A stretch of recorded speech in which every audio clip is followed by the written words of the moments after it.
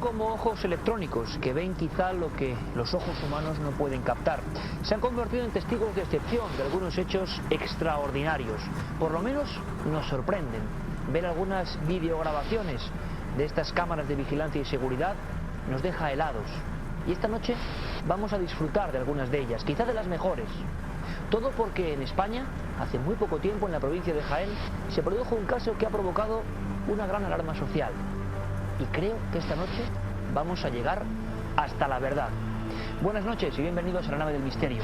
Pues sí, seguimos investigando, lo prometido es deuda, y Carmen y yo estábamos precisamente revisando algunas filmaciones obtenidas por esos testigos de élite, podemos decir, porque no son subjetivos y que simplemente captan algunas cosas. Y Japón esta noche se va a convertir en un vergel de acontecimientos grabados insólitos, ¿verdad, Carmen? Buenas noches. Buenas noches, Iker. Pues la verdad es que gracias a la tecnología japonesa ya en casi todos los establecimientos hay una cámara de seguridad. Hasta en las lavanderías. Hasta en las lavanderías, muy bien dicho. Aquí vemos cómo hay un personaje que entra, como hacen muchos otros, a meter sus ropas dentro de esa maquinaria, dentro de la lavadora, pero se encuentra con alguien extraño que desde atrás parece cogerle. Bueno, un tentáculo, una serie de cosas. ¿Han visto ustedes algo? Hagamos el pequeño juego, ¿no? ¿Han visto algo? Porque luego vamos a analizarlo punto por punto, detalle por detalle. Y tengo una sorpresa más, Carmen. Viene uno de los máximos especialistas en España en la instalación, control y análisis de sistemas de seguridad por cámara. Y nos va a contar qué hay de verdad, qué hay de mentira, cómo se detecta un fraude, que los hay, y cuándo hay casos realmente extraños. Bueno, analizaremos historias y filmaciones que creo que nunca se han pasado por televisión aquí en España, como esta en pleno día, que desde luego parece un bicho, parece una cosa extraordinariamente extraña, pero que debía estar ahí, en un juzgado. Edificios oficiales como este de Santa Fe, Nuevo México, donde también las cámaras de seguridad captaron un extraño personaje luminoso que parecía estar caminando precisamente por la puerta trasera de estos juzgados. Bueno, una especie de ¿qué? ¿Lo están viendo? ¿Lo ven? ¿Cuántas veces los insectos son protagonistas con sus vuelos más o menos audaces de lo que se cree que son fantasmas? Ahora bien, si esto es un insecto, o no está catalogado, o la cámara de verdad genera refracciones muy extrañas. Este tipo de filmaciones van a ser protagonistas. Si ustedes tienen grabaciones de este tipo, las estamos esperando.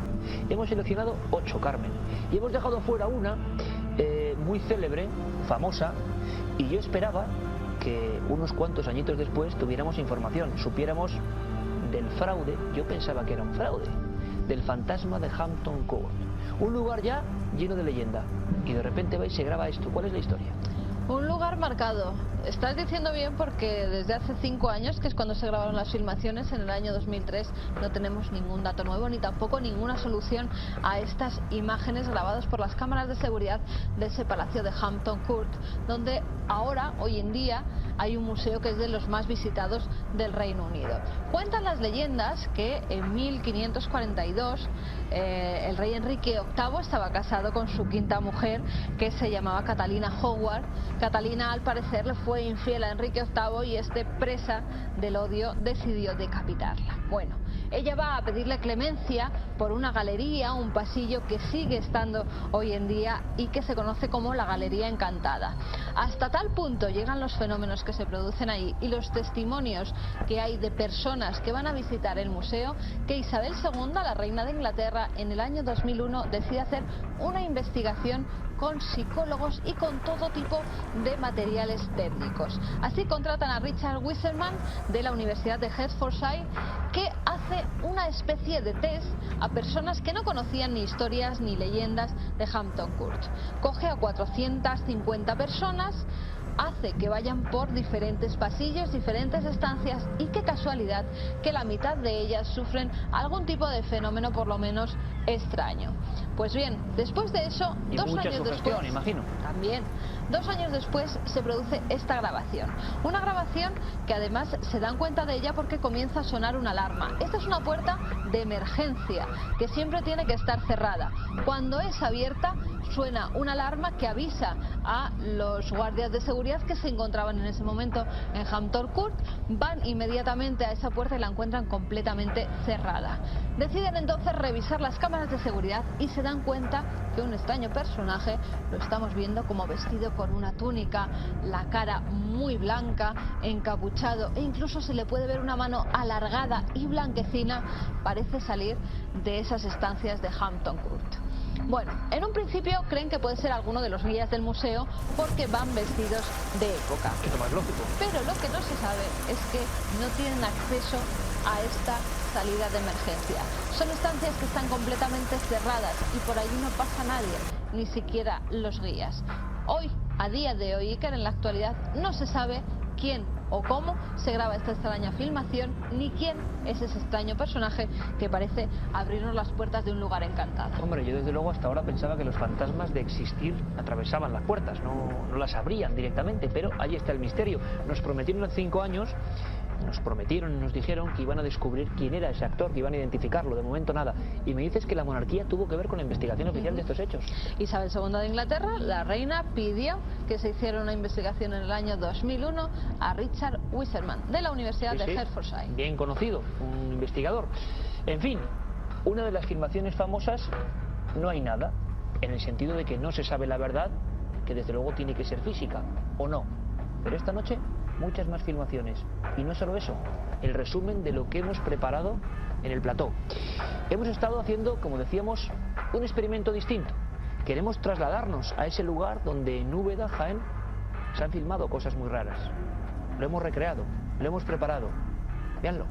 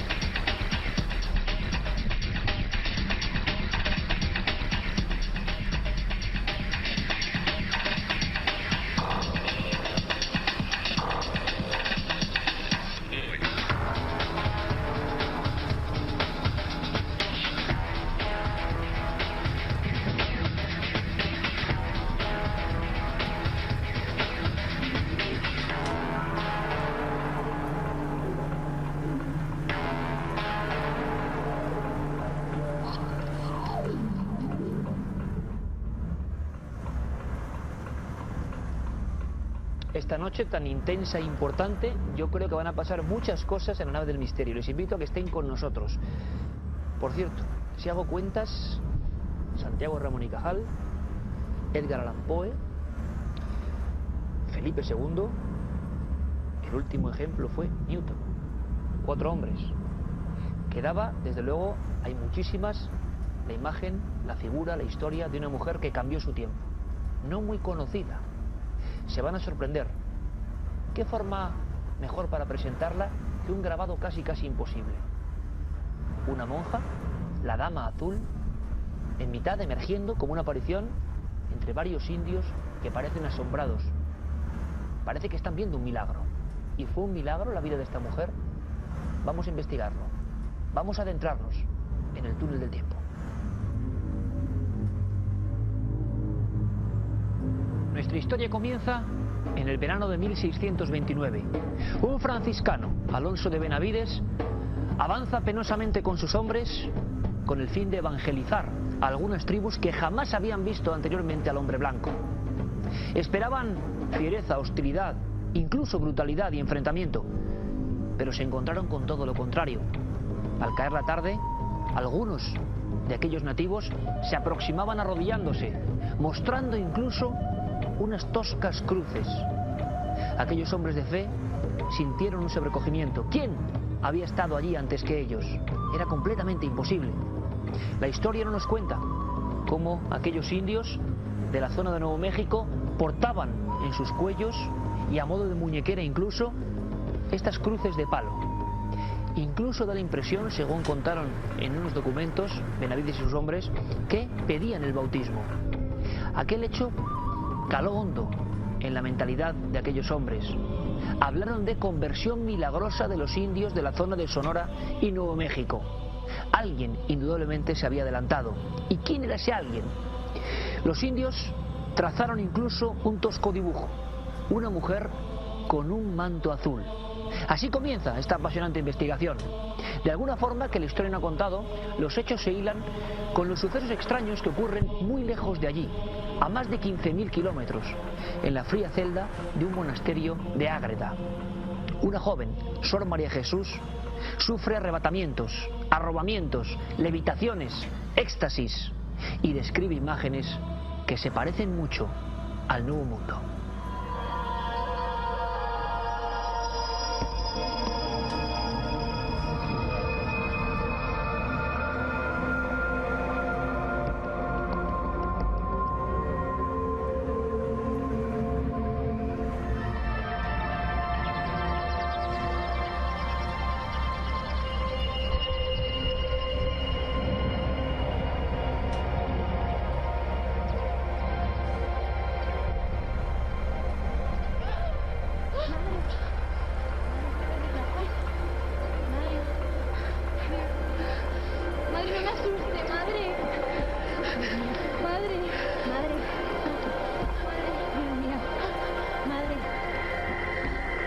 Las hermanas del convento de las Concepcionistas Franciscanas de Ágreda no habían visto ese acontecimiento una sola vez, sino en cientos de ocasiones, y nadie comprendía. Aquella mujer que entre los 18 y los 29 años describía un estado excepcional de las cosas, una visión imposible: praderas, lagos, arenas, ropajes, gentes, colores de piel diferentes, que eran como un calco de lo que los investigadores religiosos estaban ya descubriendo. El impacto de esta historia llega a tal punto que Alonso de Benavides, en su memorial de 1635, escribe a Felipe IV y al Papa Urbano VIII. No le cabe la menor duda: aquella jovencísima monja, aquella mujer que nunca ha salido de su celda de clausura, es la protagonista de la milagrosa evangelización de tantos y tantos indígenas que le salen al paso. Sin embargo, había alguien más que debía dar su opinión, y más en aquella época: el Tribunal del Santo Oficio, la Inquisición. Sor María Jesús, ¿es cierto que usted afirma recibir la inspiración de sus escritos directamente de nuestra Santísima Madre? Sí, ella es mi inspiración. ¿Y qué tiene que decir acerca de esas afirmaciones? De que ha realizado más de 500 viajes evangelizadores al Nuevo Mundo. Mi deber es propagar la fe, por la gracia de Dios. ¿Y no es más cierto que jamás abandonó tierras de Soria? Sí. Entonces afirma, en acto clarísimo del mismo demonio, que usted puede estar en dos sitios a la vez. Humildemente le digo que los caminos de Dios son insondables. Y antes que a mí, nuestro Señor utilizó a otros, como a San Francisco de Asís. No ose usted compararse con el gran San Francisco de Asís. El Todopoderoso me eligió. Yo solo soy su humilde servidora. Y llegados a este punto concreto de nuestro viaje a través del túnel del tiempo, hay que advertir de que aparece un personaje excepcional. Un hombre que quizá le da categoría a toda esta historia. Hablamos del rey de España, Felipe IV.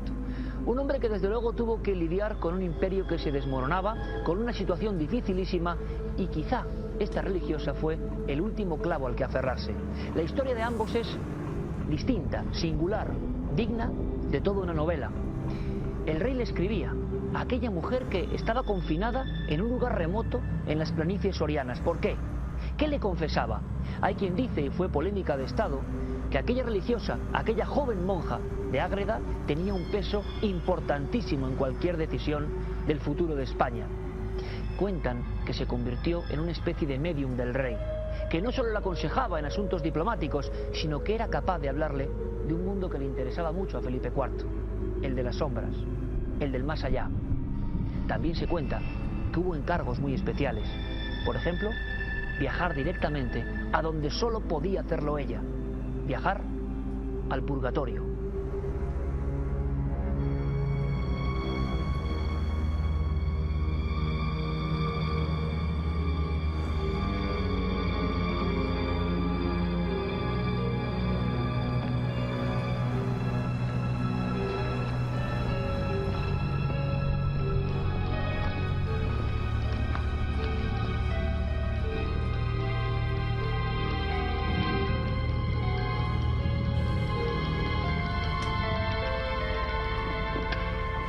Vuestra Majestad me halaga con su visita. Sí, hoy me traen asuntos muy delicados y he preferido venir en persona. Nunca se sabe quién puede interceptar nuestra correspondencia. Si es por lo del conde duque de Olivares, aquí le tengo preparadas instrucciones precisas. No es por este espinoso asunto que quiero hablar. Es algo más personal. Vuesa merced dirá. Es con respecto a mi hijo fallecido, el príncipe Baltasar Carlos. ¿Lo ha visto? ¿Ha podido contactar con él? Sí. Pronto descansará en paz al lado de nuestro Señor. Tendrá que pasar un tiempo en el purgatorio, purgando los excesos.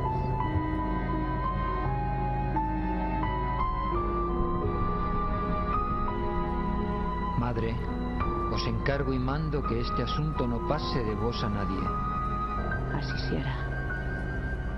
Felipe IV buscaba en aquella mujer lo que no podía encontrar ni podían darle ninguno de sus consejeros. Era algo muy especial, distinto, como si aquella mujer vestida siempre de azul fuese una auténtica enviada celestial. De aquella relación quedan 500 documentos, 500 manuscritos lacrados como este. Un auténtico expediente X, porque los secretos que se contaban el rey y la religiosa podían hacer temblar aquel estado. Sor María Jesús, desde luego, era valiente, tozuda e incluso arrogante en algunos de sus escritos. Aconsejaba destituir a ciertos hombres de poder, o también influir o aumentar las fuerzas en ciertas batallas que eran esenciales para el futuro del país. Leyendo todo este material nos damos cuenta de que el monarca estaba en los brazos, nunca mejor dicho, de aquella mujer excepcional. Incluso la carambola del destino les hizo morir casi al mismo tiempo, en el año del Señor de 1665. Pero el misterio no termina aquí. Por fortuna, aquella religiosa, la Dama Azul, nos dejó otros escritos, y no era nada habitual en aquella época. Escribía al dictado de una potencia superior. Escribía en estado de arrobamiento, repitiéndosele de nuevo las visiones constantemente, dejando la mano libre, trazando como si fuera un río de sensaciones, escritos que a veces ni ella misma comprendía. Escritos que algunos llegaron al fuego de la llama purificadora, otros a ser censurados o perdidos para siempre, pero algunos, como por ejemplo Mística Ciudad de Dios, sobrevivió y gracias al túnel del tiempo llegó hasta nosotros. Era el testamento de una mujer como no ha habido otra igual en el siglo XVII en nuestro país.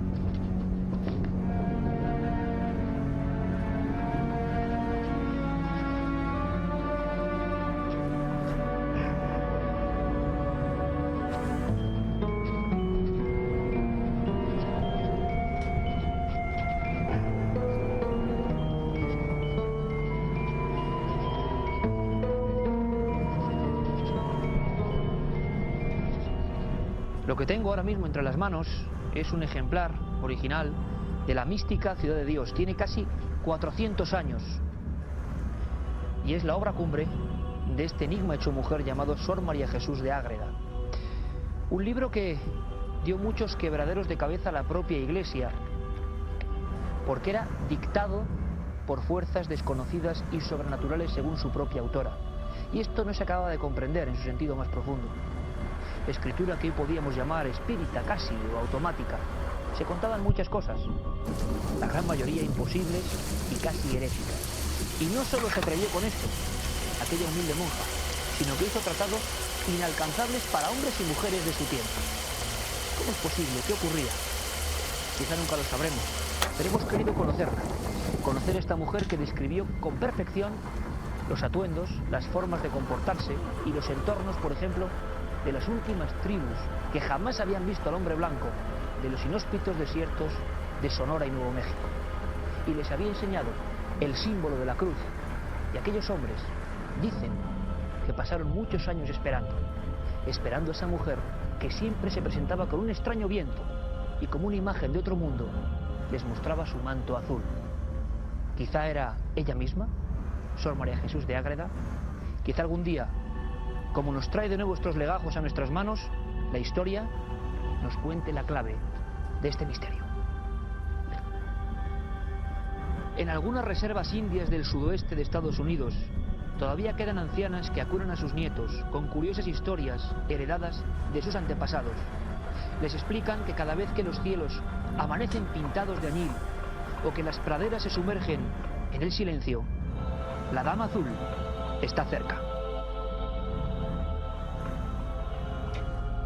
Y regresamos del túnel del tiempo para hacer un curioso experimento entre esta mística ciudad de Dios, escrita por Sor María Jesús de Ágreda, todo un misterio, todo un enigma, y podríamos hacer casi una fusión con el futuro, porque si a alguien le debemos el conocimiento en este siglo XXI de este auténtico personaje digno de novela, es a Javier Sierra. Buenas noches, Javier. Muy buenas noches. The Lady in Blue, Javier Sierra, y debajo aquello de bestseller del New York Times, un autor que ha barrido absolutamente con otras obras y que lo va a hacer y lo está haciendo con esta. La historia, ¿quién le iba a decir?, de esta monja de clausura de un convento de Soria dando la vuelta al mundo. Hombre, es para sentirse muy contento. Pues sí, además es una sensación muy extraña porque efectivamente se trata de una historia castellana, el prodigio que rodea a una monja de clausura a la que se le atribuye la evangelización de Nuevo México, Arizona y Texas a principios del siglo XVII, en una época en la que esos territorios eran muy hostiles. Una historia castellana que, sin embargo, recientemente ha sido traducida al inglés y que ha tenido un enorme impacto en la opinión pública norteamericana, que desconocía no solo ya la historia de las bilocaciones y las predicaciones de esta mujer entre los indios, sino que desconocía incluso la historia de la presencia española en esos territorios que hoy son el suroeste, la tierra de los indios y los vaqueros, de los western, en ese país. Bueno, y nunca mejor dicho, lo de historia de película. Nuestro compañero Fernando Ribes lo ha recreado en nuestro túnel del tiempo. Pero ¿qué película tiene esto? Mucha gente se estará preguntando, recuperando el personaje aquí en España, bueno, ¿y esta mujer por qué no es santa? Pues no es santa porque, bueno, hemos visto que fue interrogada por la Inquisición en el libro que ella escribió, dictado supuestamente por la Virgen, en 2 ocasiones. Una se lo dictó y le ordenó su confesor que lo quemara, porque decía que las mujeres no tienen que escribir en la iglesia, y en una segunda ocasión se supone que la Virgen se lo dictó palabra por palabra otra vez. O sea que esto que tenemos aquí sería una escritura casi automática. Absolutamente. Bueno, pues en ese libro se contienen ideas que son bueno, casi cercanas a la herejía para aquella época, para 1670, que es cuando se publica este libro. Por ejemplo, dice que la Virgen nació inmaculada. El dogma de la Inmaculada Concepción vendrá unos siglos después. También se mantienen ciertas cosas sobre, por ejemplo, las apariciones de la Virgen en el Pilar, en Zaragoza, que no están en los evangelios y por lo tanto había que tomarlas con una cierta prudencia. Da tantos detalles de la pasión y muerte de Jesús y de la muerte y ascensión de la Virgen, que incluso cineastas norteamericanos contemporáneos como Mel Gibson utilizaron ese libro, La mística ciudad de Dios, como fuente de inspiración para su famoso largometraje y controvertidísimo La pasión de Cristo. Nuestro amigo Javier, de forma brevemente, en 1991, si no me equivoco, empieza a investigar en las inmediaciones de la Sierra de la Demanda, se encuentra con un montón de historias. Como siempre, la casualidad interviene, como en todos los grandes casos, para encontrarse cara a cara con un misterio que de alguna forma físicamente termina con la propia incorrupción de la Dama Azul, porque claro, se puede ver, es decir, su cuerpo está ahí, desafiando al tiempo. He aquí un documento gráfico. ¿Qué es esto, Javier? Bueno, ese es el cuerpo incorrupto de Sor María Jesús de Ágreda, que cualquiera puede ir a ver a la iglesia del convento que se encuentra en esa población soriana, a los pies del Moncayo. Se encuentra en un estado de conservación bastante sorprendente porque nunca fue sometido a momificación, no hubo ningún tratamiento quirúrgico para preservarla en esas condiciones.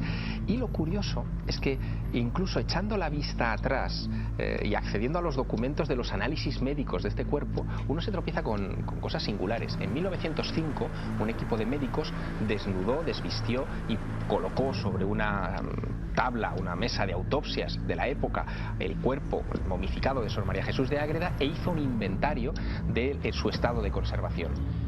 80 años después, en 1985, 80 años después, otro equipo de médicos hizo el mismo ritual. No redactaron ni siquiera un documento, porque el documento de 8 décadas antes reflejaba fielmente el estado de conservación de este cuerpo, de Sor María Jesús de Ágreda. Lo que no saben muchos es que en ese convento no solamente se conserva el cuerpo incorrupto de María Jesús de Ágreda, se conserva el cuerpo incorrupto de su madre, de Sor Catalina de Arana, que abandonó la vida de casada, llegó a un pacto con su marido fundó un convento. Es una historia curiosísima. Ella fundó otro donde reclutó a sus hijas, y esa mujer, que también tenía visiones místicas, que veía luces en su celda, que también tenía fama de bilocarse, de estar en dos sitios a la vez, bueno, pues también su cuerpo se conserva incorrupto en un cajón en el museo de ese convento. Lo llaman allí las monjas la abuelita, y bueno, de vez en cuando lo enseñan. Bueno, quiere decir entonces que había una especie de transmisión genética, hereditaria, de fenómenos sobrenaturales. Pero la gran pregunta que mucha gente está haciendo ahora mismo, aparte de evidentemente pensar que esto es una gran película, es, bueno, ella podía bilocarse, pero como has comentado en alguna ocasión, no reveló nunca la fórmula de su secreto. Es decir, la Inquisición no logró arrancarle qué es lo que pasaba con su cuerpo. Bueno, en esos interrogatorios, que fueron muy largos y que se celebraron en dos ocasiones, en 1635 y en 1650, la monja fue especialmente astuta para no revelar los pequeños detalles de su experiencia mística. Decía que en realidad no era ella la que se proyectaba a América, sino que era un ángel o un espíritu que tomaba su efigie y que era el que predicaba allá. Pero cuando le preguntaban sobre las cosas que se podían ver en Nuevo México, esta monja daba todo tipo de detalles como si hubiera estado realmente allí. Describía cómo vestían los indios, cómo cazaban, cómo se agrupaban en grupos para proteger sus campamentos, cómo se tatuaban, y describía las formas geométricas de los tatuajes, e incluso, y que eso es sorprendente a más no poder, ella llegó a bordar unas telas con flores y plantas exóticas que no existían, ni existieron nunca, ni existen hoy en Ágreda, en Soria, pero que sin embargo sí eran comunes en esas zonas de Nuevo México. Es decir, los ojos de esa mujer vieron algo.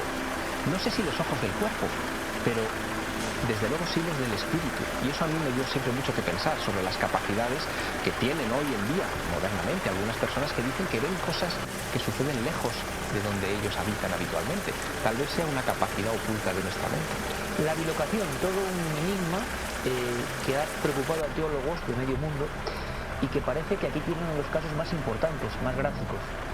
Es más, hemos visto, recreado en el túnel del tiempo, a un Felipe IV que ya tuvo que vivir una época muy convulsa de este país, preocupado y fascinado, hasta el punto de que se entrevista en varias ocasiones con Sor María Jesús de Ágreda.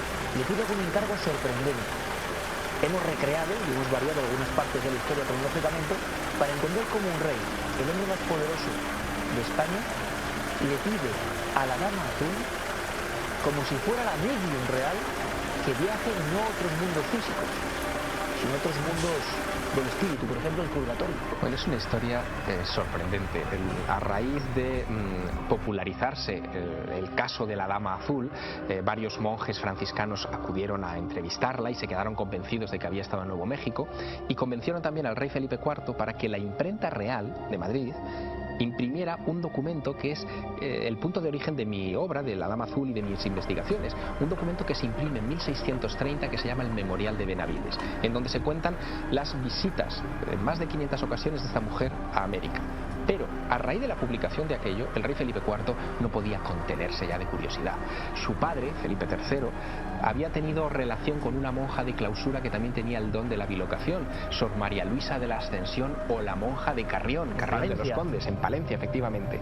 Y Felipe IV, probablemente seducido por esas historias que debió escuchar en su infancia con su padre, dedujo que la divina providencia le había puesto otra monja bilocada en el camino. Se entrevistó con ella camino de Cataluña, mientras él iba en una campaña militar a sofocar una rebelión en esas tierras, y a partir de ahí se inicia una correspondencia de más de 600 cartas, 600 documentos que se conservan por duplicado en los archivos de Madrid y en los archivos del convento. En esas cartas hay cosas increíbles, como por ejemplo, a la muerte del heredero de Felipe IV al trono, que es el príncipe Baltasar Carlos, el gran drama del barroco español. Ese niño muere con 17 años, es decir, ya formado, y cuando ya tenía casi que tomar las riendas del poder, con un Felipe IV achacoso. Bueno, pues a la muerte del príncipe Baltasar Carlos y con una España sin heredero, Felipe IV decide acudir a la monja por enésima vez y le pide un vaticinio, si va a tener otro hijo varón, cosa improbable porque era muy mayor ya, y sobre todo, qué estaba pasando con su hijo y con su esposa, que también había fallecido, y dónde estaban. La monja le describió la bajada al purgatorio como si fuera Dante, cómo se habían salvado de los infiernos por muy poco, y le prometió que intercedería para que pudieran ascender a los cielos. Y toda esa correspondencia de la monja de Ágreda, convertida, como muy bien has dicho, en medium del rey, en medium de la Casa Real, se conserva para nuestro deleite. Podríamos terminar, habría muchas cosas, pero podríamos terminar con Javier Sierra hablando de que no solo fue mística Ciudad de Dios. ¿Cómo sorprende una monja en un convento de clausura de la fría, de la gélida Ágreda, en el corazón de Soria, escribiendo, por ejemplo, el Tratado de Redondez de la Tierra? Es una historia que todavía hoy a mí me sobrecoge. Yo vi ese Tratado de la Redondez de la Tierra en la sala de manuscritos de la Biblioteca Nacional. No se ha publicado, permanece inédito en España, es una cosa curiosísima. Y sin embargo, en ese Tratado de la Redondez de la Tierra, la monja de Ágreda, en aquella época en la que lo escribió, que debió ser hacia 1652-53, describe cómo se ve la Tierra desde el espacio, cómo se produce el cambio de la luz a las tinieblas, del día a la noche, cuando uno va en contra del sentido del sol, cómo se ven los ríos por debajo de las nubes, cosas que tardarían siglos en verse. Cualquier humano tardaría mucho más en describir eso. Tendríamos que esperar a los hermanos Wright y la invención del primer avión para que alguien pudiera hacer una descripción semejante, y ya no digamos de la carrera espacial. ¿Cómo lo hizo la monja de Ágreda? Yo no lo sé, pero su descripción meticulosa está en un documento de su puño y letra del siglo XVII. Como siempre, un placer y un orgullo magistral. En descripción, descubran a Dama Azul, que más hay que decir, y acérquense a personajes que desde luego, por desgracia, no son bien conocidos y desde luego nos muestran una lección. Vieron cosas imposibles, pero las vieron, las describieron y las escribieron. Javier Sierra, como siempre, un placer, amigo. El placer ha sido mío. La Dama Azul, ni más ni menos. Esta noche muchísima gente se encuentra con ese misterio y todavía están los hechos, los documentos y el lugar donde todo ocurrió, esa pequeña celda dentro de un convento de Ágreda, de esa tierra mágica soriana. Ahora vamos con otra historia. Enlazamos de alguna forma este pasado, aunque igual habría que hablar de misiones del futuro, con lo que ha ocurrido hace tan solo unos días, la emoción tremenda en un lugar, otro lugar mágico, Úbeda. Han pasado cosas que ustedes seguro que recuerdan con imágenes como esta.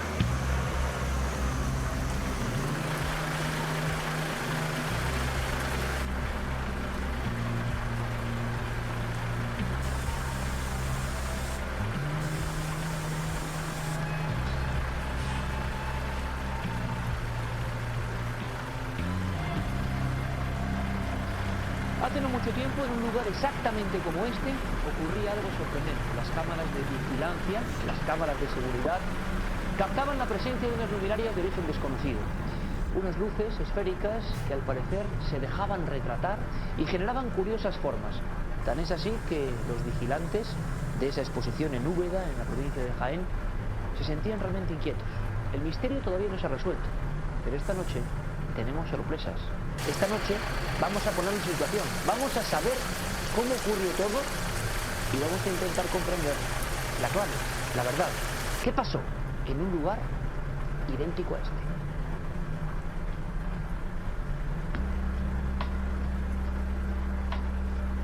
No eran todavía las 12 de la mañana del día 25 de enero de este año, cuando una cámara de seguridad, situada en la exposición Tierras del Olivo, que se celebra en Úbeda, comenzó a registrar una extraña esfera de luz que subía y bajaba a su antojo. Las imágenes fueron colgadas en internet por el periodista del diario Ideal, Alberto Román. Y a partir de aquel momento, todo tipo de conjeturas se lanzaron sobre las mismas.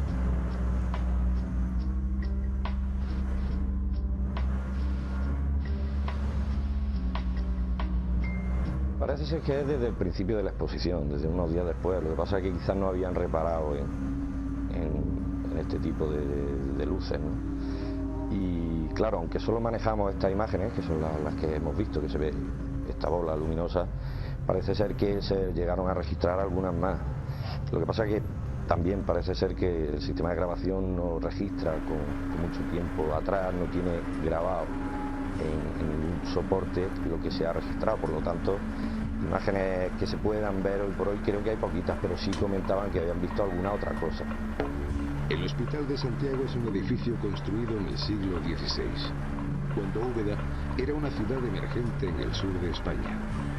Desde hace décadas y tras su remodelación está dedicado a fines culturales, dándose en él multitud de exposiciones, como es el caso de la que vemos ahora, Tierras del Olivo, apadrinada por la institución El Legado Andalusí.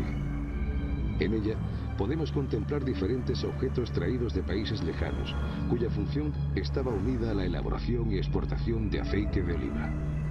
Pero mucho antes de que llegaran estas antigüedades, ya había rumores sobre fenómenos extraños en el interior de este viejo edificio.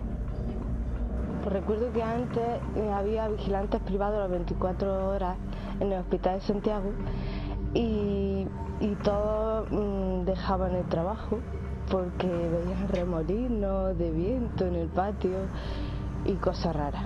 Todos terminaban dejando el trabajo y de hecho ya no hay vigilantes.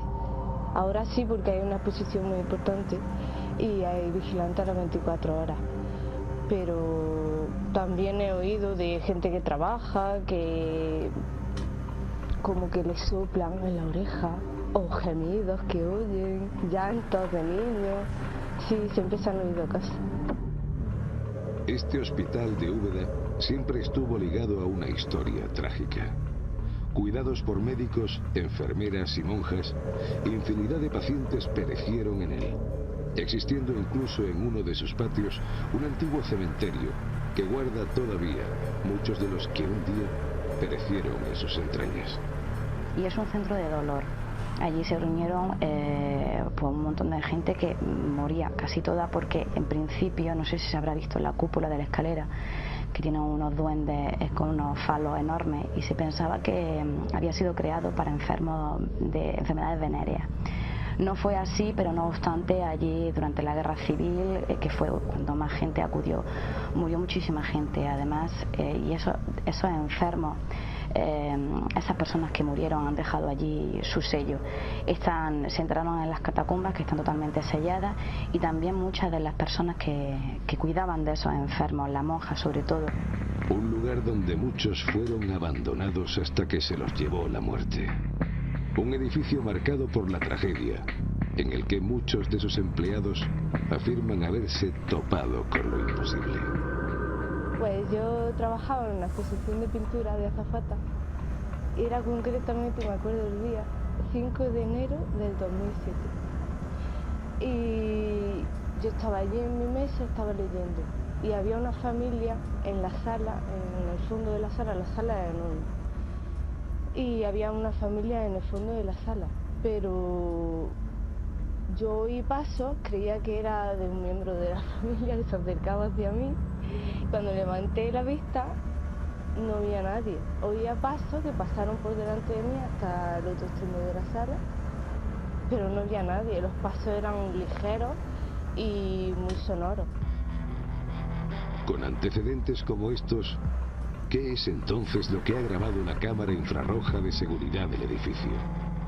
¿El deambular de un viejo fantasma? o como dicen otros, el movimiento de una araña.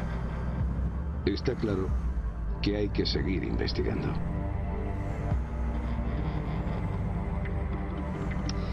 Cuando ocurre un hecho de este tipo, cualquier otra noticia, cualquier otro acontecimiento se ve absolutamente eclipsado. El brillo de esta luminaria extraña se ha convertido en protagonista. Y en Úbeda, donde tenemos muchísimos amigos, en una ciudad maravillosa, la verdad es que no se habla de otra cosa prácticamente. Y queremos esta noche, yo no sé si poner punto final, no sé si solucionar el enigma o si realmente agregar más interrogantes. Pero hemos hecho un desplazamiento que gracias a la magia de la tele nos permite casi estar en el lugar de los hechos, con una cámara, unos monitores y sobre todo y ante todo un especialista. Él es Francisco Montaño, director gerente de IVT España, especialistas pues en este tipo de sistemas de vigilancia, y creo que tiene muchísimas cosas interesantes para contarnos. Francisco, bienvenido, gracias por estar aquí. Bueno, estamos viendo esta imagen que, como digo, ha sido todo un impacto, y ahora también los amigos de Cuarto Milenio la están viendo. Y sí me gustaría, Francisco, a primera vista, ¿qué observas? ¿Qué ves? ¿Qué impresión te da? ¿Es una cámara de infrarrojos? Es muy habitual que en exposiciones y en estos lugares se instalen este tipo de dispositivos, ¿no? Sí, es bastante habitual, puesto que en condiciones malas de iluminación nos permite pues detectar elementos raros que se generen ahí en la zona a vigilar. Entonces, pues el infrarrojo, en este caso, pues está encendido, refleja la luz y la refleja tanto en las paredes como en la zona a vigilar. Ajá. Y se pueden dar distintas situaciones. En este caso, pues vemos que hay un objeto que sube y que baja, que sí, que lo podemos achacar a un fenómeno sobrenatural, pero también tiene otras cosas que son de índole más normal que se puede generar. Vamos a ver, Francisco, con tu buen ojo de especialista y de conocedor de esta tecnología, ahí parece que hay un cuerpo, vamos a llamarlo así, que refleja esa luz propia, no, sino de la cámara o del entorno, y que tiene un movimiento que parece autónomo. Ese objeto, que quizás es la gran clave, ¿crees? Podemos equivocarnos o no, pero ¿tú crees con tu experiencia que está sobre el mismo cristal, sobre el objetivo de la pequeña cámara de vigilancia? Puede ser que esté sobre el mismo cristal, puesto que el objeto se ve bastante deformado. Ajá. Me explico, es decir, normalmente cuando la cámara enfoca a un objeto a una cierta distancia, el objeto se encuentra totalmente enfocado y se ve nítido. En este caso, ¿qué es lo que pasa? Que se ve difuso. Puede ser que un cuerpo que esté o bien rozando o bien pegando o caminando sobre la lente, sobre el objetivo de la cámara, pues se esté paseando arriba abajo, como puede ser, por ejemplo, una garrapata, una pequeña araña.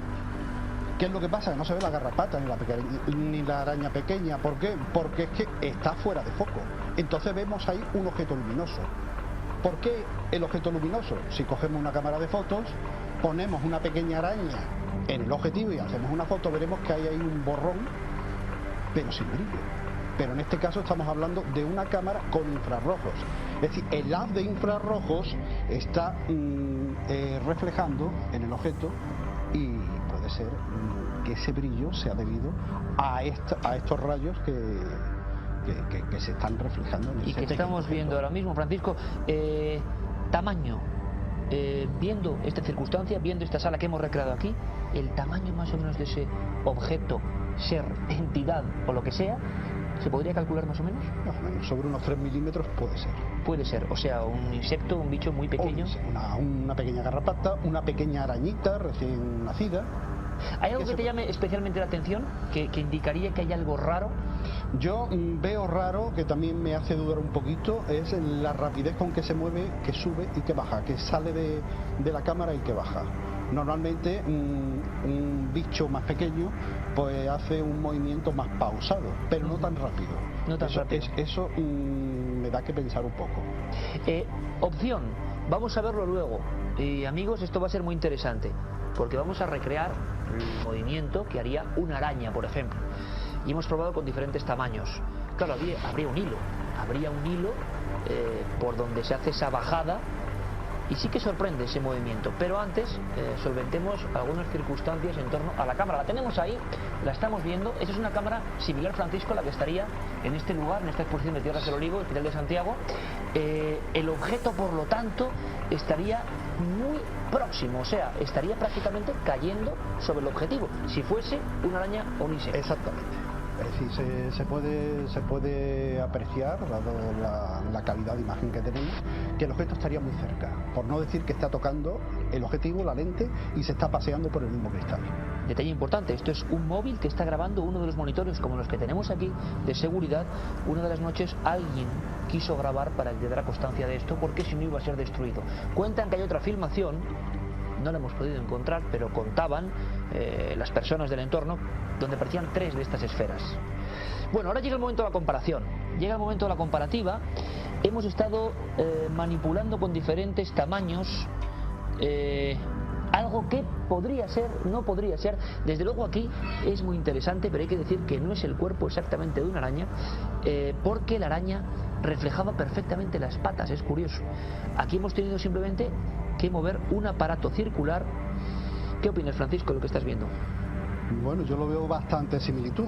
El hecho de basarme en la apreciación que he hecho antes de que podría ser un pequeño animal, pues puede ser debido a la deformación que se genera en la imagen original, mientras que aquí pues vemos que es un objeto que es artificial y que no tiene posibilidad de contraerse ni de expandirse. Lo que está claro es que lo que sí se ve es el hilo. El hilo sí se ve. ¿Y en la otra grabación? En la otra grabación no se ve hilo. Vamos a ver, hay otra comparativa muy interesante que hemos hecho con una araña de un poquito mayor de tamaño, de una envergadura un poquito superior. Primero, que ya es una araña considerable, pero realmente la verdad es que se ven las patas perfectamente. Puede ser que la araña que hemos utilizado sea bastante grande y entonces obviamente aunque haya ahí un deterioro de imagen en cuanto a enfoque y demás, pues siga apreciándose lo que es el detalle del animal. Mientras que si es una araña más pequeña, pues ya se puede diluir, pero vamos, esto es suposición. Es decir, aquí, como yo digo, veo una deformación, una contracción y una expansión. A veces se ve como un doble cuerpo, ¿no te da la impresión, sí, Francisco, que se ve en la original de Úbeda, del Hospital de Santiago, como un doble cuerpo, no algo tan redondo como ha salido en nuestras filmaciones de cuerpos de arañas, sino que hay como... Sí, hay un movimiento, pero eso puede ser debido al refresco de la imagen, ¿eh? Tampoco nos podemos basar. Ajá, ¿qué significa eso, Francisco? Eso significa que puede ser que esta imagen no esté en tiempo real, entonces hay un retardo que es el que hace una especie de cola. Interesante. Y que bueno, es más, lo vemos en el movimiento de uno de los vigilantes que sale. Como se ve retardado, no se ve en 25 Ahí hay una clave, Francisco, está clarísimo, porque llamaba mucho la atención. Y por último, vemos que no se ve el hilo. Vamos a ver si los amigos ven el hilo. Yo desde luego no veo el hilo, no sé tú, Francisco. Yo no veo tampoco un hilo. Ahí no se ve, en ese monitor no se ve el hilo. Pero, aquí sí se aprecia ahí, ¿no? Claro, pero sale un guardia de seguridad, observa el entorno. Estaban ya muy mosqueados, hay que decirlo así, con el asunto. Estaban incluso haciendo una especie como de batidas para ver si se veía, y no veían nada. Si fuese una araña, es raro que no lo vieran delante del objetivo, que era lo que estaba creando esa ilusión. Sí. ¿O es fácil? Es raro que no lo vean, sí. Eso sí, es cierto. Bueno, vamos a dejarlo aquí. Le agradecemos muchísimo a Francisco su aportación, tanto que le voy a pedir, si te apetece, Francisco, que veamos algunas otras grabaciones curiosas, vale, ya que tú conoces perfectamente este mundo de las instalaciones de vigilancia, porque algunas son incluso mucho más raras y de momento hay quien dice que algunas son fraude y otras no tienen explicación. Me gustaría conocer tu opinión, ¿te parece? Muy bien. Pues vamos con ellas.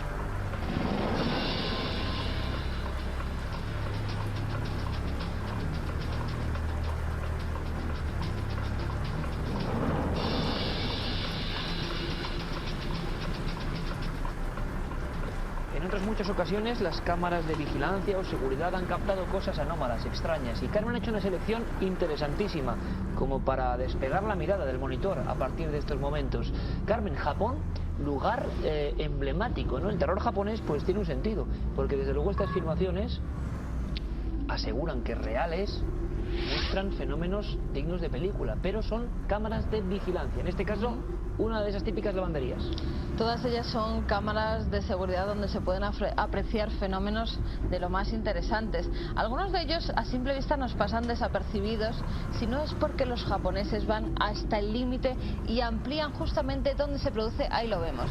Hay un chico en esta lavandería que entra, deja su ropa dentro de la lavadora, dobla su bolsa que se le cae y si nos fijamos en la parte de atrás, ahí lo estamos viendo precisamente, de la lavadora parece que surge una especie de mano o de pinza, ¿verdad?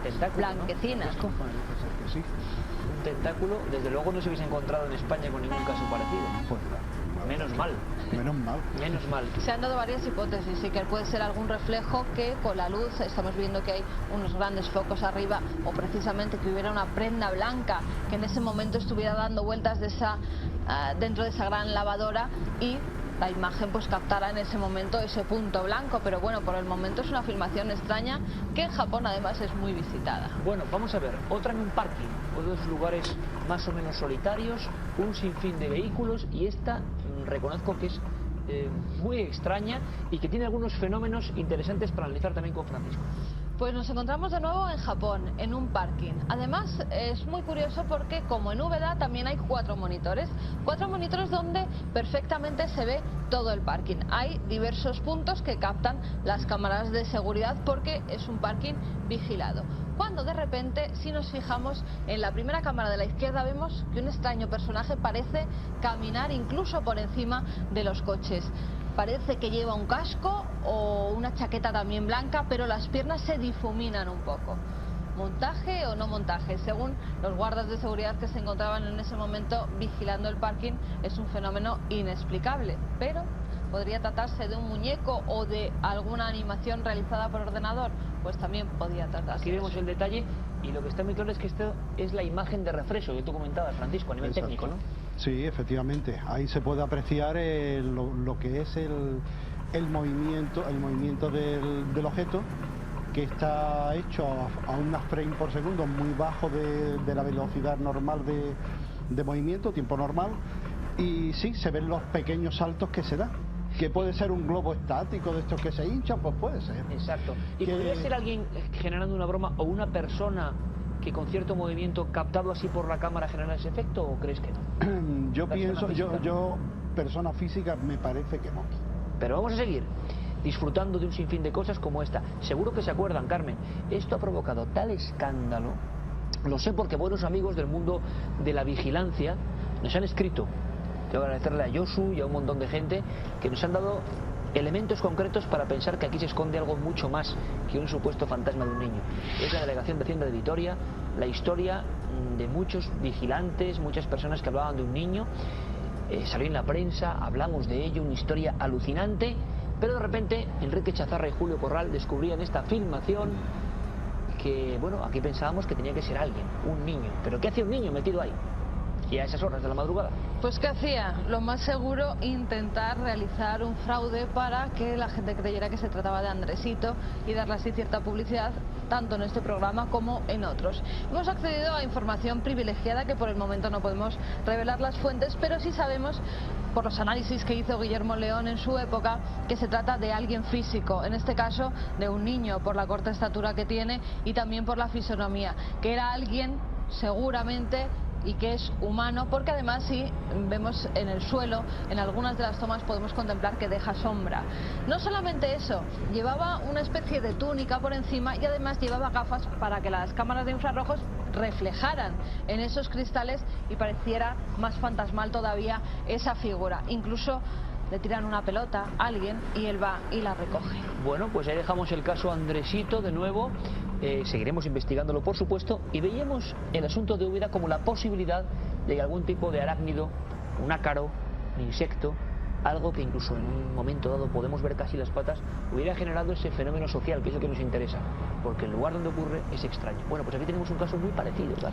Lo mismo, son las cámaras de seguridad, en este caso de una zona muy amplia de chalets. Una de ellas está enfocando y coge esta pequeña bola luminosa que además va sobrevolando pues al lado del árbol, como estamos viendo, se va moviendo de un lado para otro. En este caso estaríamos hablando de un insecto. Es muy típico en las noches de verano estas tomas. Muy típica, muy típica.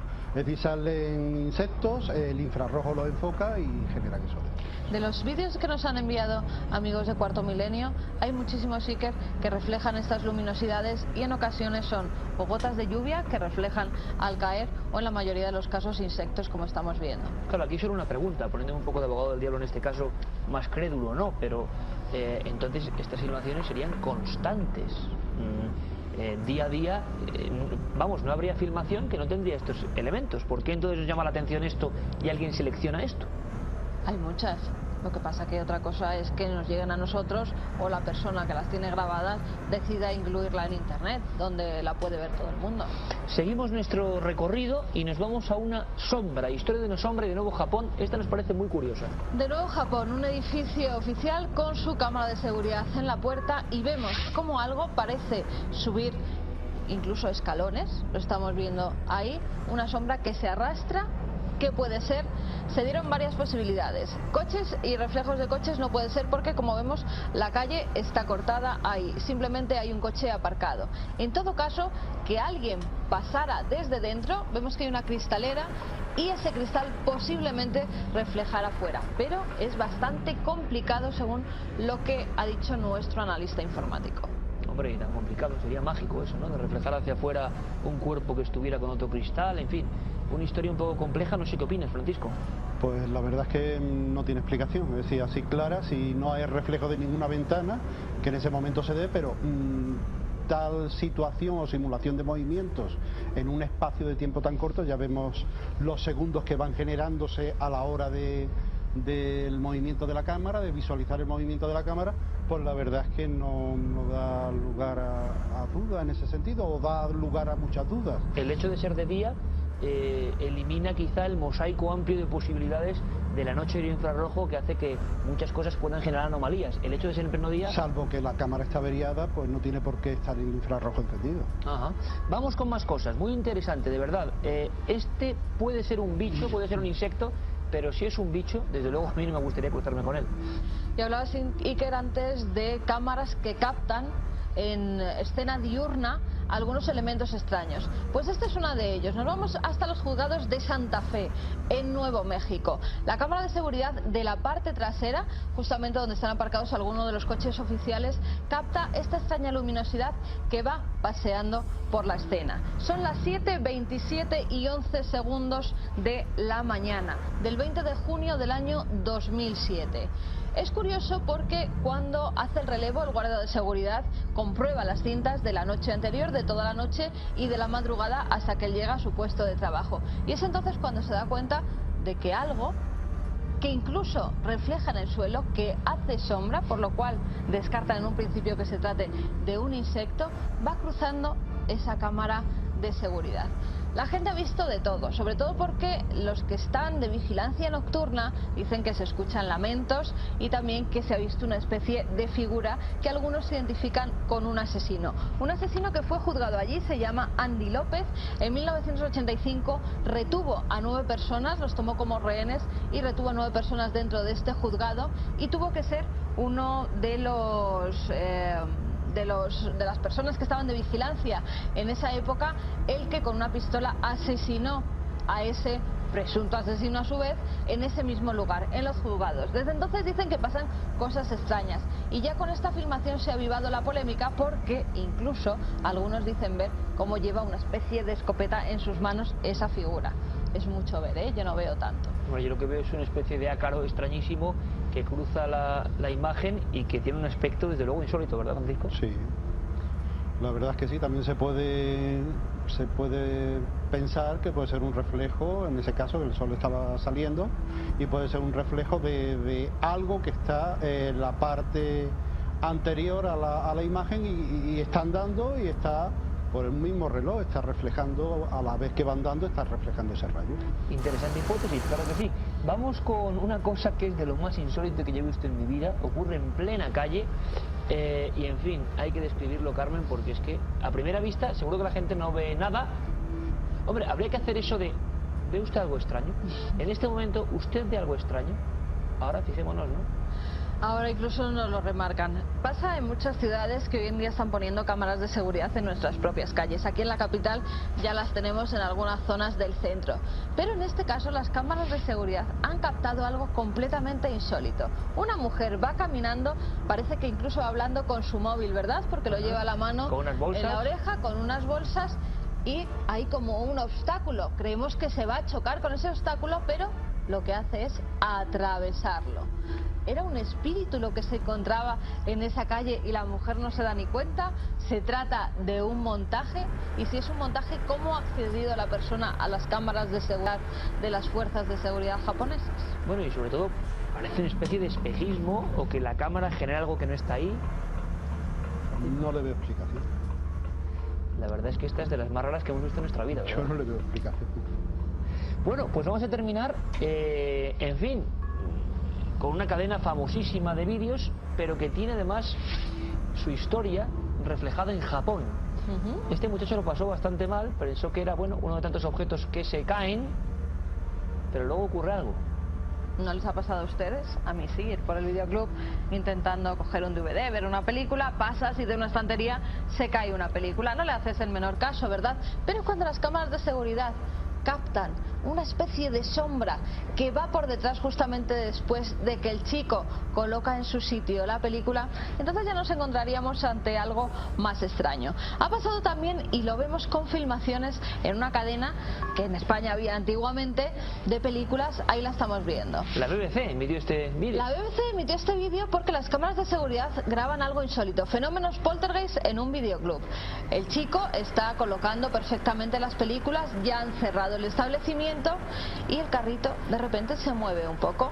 Él sigue a lo suyo, no se entera, se cae una película, cree, como es normal, que la ha colocado mal, va a ponerla, pero cuando ya empiezan a suceder otra serie de hechos, como ahora lo vemos, que se vuelve a caer la película y se vuelve a mover el carrito, entonces el chico lo que decide ya es poner pies en polvorosa y salir del establecimiento corriendo con el susto en el cuerpo. Hombre, no nos extraña. Vean cómo las piezas empiezan a caer una tras otra, el carrito se ha movido, siguen cayéndose, o es un hábil montaje para hacer una broma terrible a este pobre empleado de la famosa cadena, o desde luego, Francisco, habría que pensar que, como tú muy bien decías, si tuviésemos la posibilidad de ver todo lo que se graba en un solo día en el mundo, quizá encontrásemos algún fenómeno inexplicable, ¿no? Puede ser. En este caso, no sé, puede ser también un pequeño fenómeno sísmico, también se puede dar. También podría ser. Japón es muy normal, no sé si esa grabación es de Japón o no. No. En fin, vean en las imágenes. No sé. No le veo explicación lógica. Cosas extrañas que ocurren. Esta, por ejemplo, parecía una cosa que se iba a explicar inmediatamente, una broma. Bueno, la BBC ni más ni menos emitía estas imágenes como algo realmente impactante. Desde luego, no sé si este hombre se quedó a estas horas más veces colocando, reponiendo las películas. Hemos hecho un repaso interesante. Un llamamiento, Iker, a todas las personas que están vigilando con cámaras de seguridad establecimientos o en las propias casas, que ya cada vez ponemos, ¿verdad?, más métodos de vigilancia y no solemos revisarlos hasta que no pasa algo. Pero tal vez deberíamos mirar esas cintas con otros ojos y a lo mejor encontramos esta serie de filmaciones. Agradecemos muchísimo a Francisco Montaño, amigo y director gerente de IVT, una empresa que trabaja en este ámbito, que nos ha servido de guía, y en fin, quizás nos encontremos sorpresas. Estaremos en contacto, Francisco. Muchas gracias. Muchísimas gracias por tu visita, de verdad. Gracias a vosotros. Muchas gracias. Y ahora lo que vamos a hacer es continuar, porque el asunto de Úbeda, en el fondo, nos remarca o nos indica en el mapa un lugar que merece ser conocido. Ya no solo como cuna del Renacimiento y lugar que queremos, sino que además está lleno de historias sorprendentes, donde escritores, investigadores se han encontrado aparentemente con lo extraño. ¿Paseamos por esa Úbeda que de noche se convierte en otra cosa distinta? Vamos a hacerlo.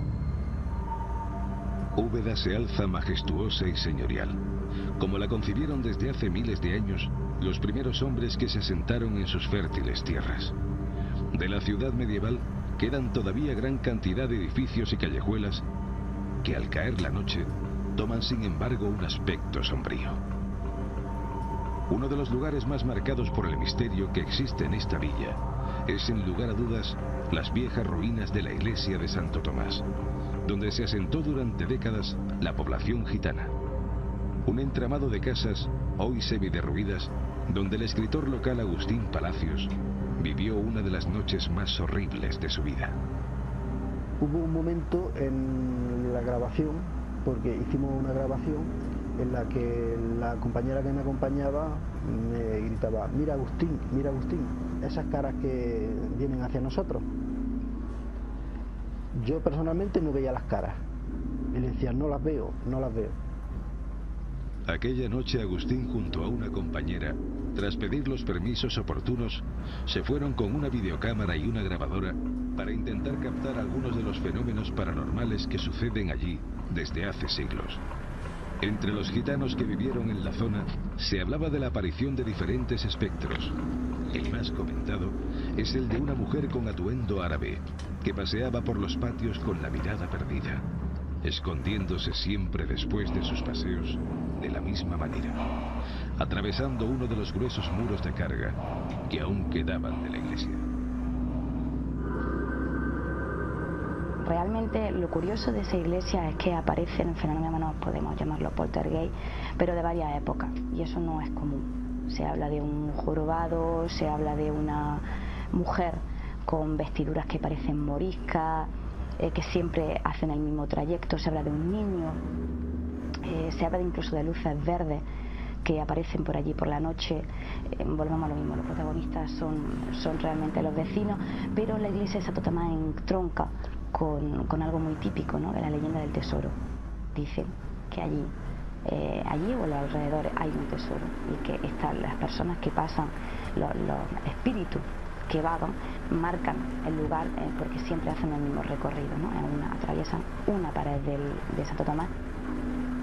Pero volvamos a la noche de investigación que tuvo allí Agustín Palacios. Tras intentar toda una serie de pruebas psicofónicas que fueron resultando infructuosas, un repentino olor pútrido les puso sobre aviso de que algo extraño estaba a punto de suceder. Un viento desagradable empezó a envolverlos, a la vez que cientos de mosquitos les picaban, como si estuvieran mandados por una fuerza invisible que pretendía expulsarlos del lugar. Ante la situación, Agustín y su compañero optaron por salir de allí corriendo, pero su huida no iba a ser tan fácil como ellos deseaban. Fuimos todos los bártulos y la grabadora donde hicimos una psicofonía y decidimos marcharnos. Salté la zanja de la excavación arqueológica, alumbré para que saltara la compañera, y esto sí lo pude presenciar, como un tirón de la cámara de vídeo que llevaba de grabación se quedaba flotando en el aire. Esto sí lo pude presenciar. Ella cogió la cámara, saltó la zanja y nos alejamos bastante del lugar donde se habían producido los hechos corriendo. Y es que en varios edificios antiguos de Úbeda parece darse cita lo imposible, siendo una infinidad de testigos los que comentan haber contemplado fenómenos extraños. Esa es también la fama de la conocida Casa de las Torres, lugar en el que se descubrió una mujer emparedada a principios del siglo XX. Ahora mismo está allí, es un colegio de arte y oficio, y realmente la gente que sobre todo en invierno, dan las clases por la tarde, hay ciertos sitios que no quieren ir, hay ciertos sitios que no quieren ir solos. Realmente una de las torres se ven luces por la noche, yo sí lo he visto, y eso es imposible, porque las torres están cerradas, porque por la noche allí no hay nadie. Gente paseando en las torres, no sé si se habrán tomado imágenes, tienen dos pequeñas ventanas, y es imposible que haya a las 11 a las 12 de la noche haya luces o se vea a alguien asomado, totalmente imposible.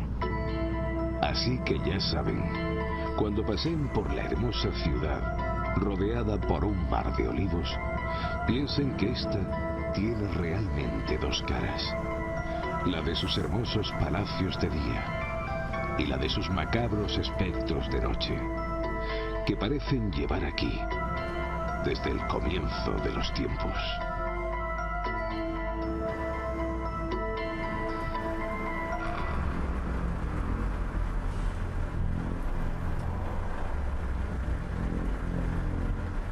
Úbeda, como tantas otras ciudades con historia, un lugar con secretos.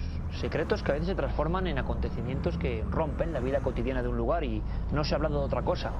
Han salido a relucir los viejos fantasmas, entre comillas, las viejas historias a raíz de este suceso de la luz. Ha cubierto esta historia nuestro compañero Juan Jesús Vallejo. Bienvenido. Buenas noches. Mucho silencio. ¿Qué te has encontrado realmente eso, no? Hombre, mucho silencio por parte de la gente que organiza la exposición Tierra del Olivo. Agradecer, que creo que hemos sido el único medio de comunicación que ha podido entrar dentro a filmar. Lo que es en la ciudad de Úbeda, hay que decir que bueno, hay un gran revuelo entre la gente. ¿Por qué? Porque en el Hospital de Santiago lo de la bola de luz, digamos que pone la guinda a toda una serie de tradiciones que hay sobre que ocurren allí fenómenos extraños, fenómenos poltergeist, de que los guardias jurados desde hace muchos años escuchan ruidos extraños por la noche, incluso de quejas de trabajadores que durante el día decían que les soplaban, habían soplido, una señora de la limpieza que le tiraban del pelo.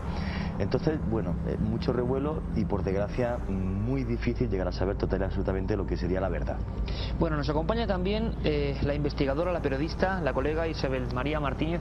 La conocimos allí en Úbeda haciendo un programa de Milenio 3 precisamente en este lugar, en el Hospital de Santiago. Es directora de publicaciones de la editorial El Olivo, que además tengo que decir que hace una labor magnífica en toda esa región, publicando cosas tan interesantes, no habituales, sí recomendables, como la guía mágica y esotérica de Úbeda y Baeza, menudas dos ciudades. Una de sus autoras, Isabel, aquí está. Bienvenida, buenas noches. Buenas noches. Vamos a ver, se ha hablado de otras filmaciones, es una cosa que nos interesa, que no hemos podido llegar a alcanzarlas, no sabemos hasta qué punto hay exageración o no, pero se hablaba de otras filmaciones en este hospital de varias esferas de luz, no solo una, cosa que complicaría un poco la situación. Efectivamente, yo también he oído esa posibilidad de que existía otra filmación, no otras. Yo he oído de que había otra filmación, que había varias esferas, que había gente dentro, no solamente era la esfera. Sin embargo, he intentado por todos los medios tener acceso a esa filmación. Personalmente pienso que no existe otra afirmación, que sobre todo que cortaron si la había. No creo que le quieran dar más publicidad al tema de la esfera. Y lo que sí es cierto, y tú nos ilustrabas en aquel programa, para nosotros mítico, ¿no?, a finales del 2006, ese lugar tiene muchísimas historias y algunas precisamente de apariciones en sí, o sea, es lo curioso, ¿no? Historias de gente, lo hablábamos allí, que creían que se aparecían una serie de figuras en este caso. Por eso quizá la gente ha relacionado hechos. Sí, porque recordemos que el hospital de Santiago fue un hospital, era un centro de dolor, las paredes contienen pues eso, gritos, lamentos, y la figura que sobre todo mucha gente habla es la de una monja que pasea por la parte de arriba, por el pórtico de arriba, con el sonido de unas llaves, y bajar escaleras y subir escaleras. Por la noche encontrarte el halo, siempre es la misma historia, es el halo de la monja, de los faldones de la monja y el sonido de unas llaves atravesando los pórticos. Y se sabe que allí, porque estuvo abierto como hospital hasta 1975 creo que aproximadamente, y aquello estaba organizado por las monjas, y por lo visto una de ellas todavía anda por allí, porque son muchas las historias de limpiadoras, de guardias jurados, de otras personas que trabajan allí intermitentemente, que hablan de esa aparición.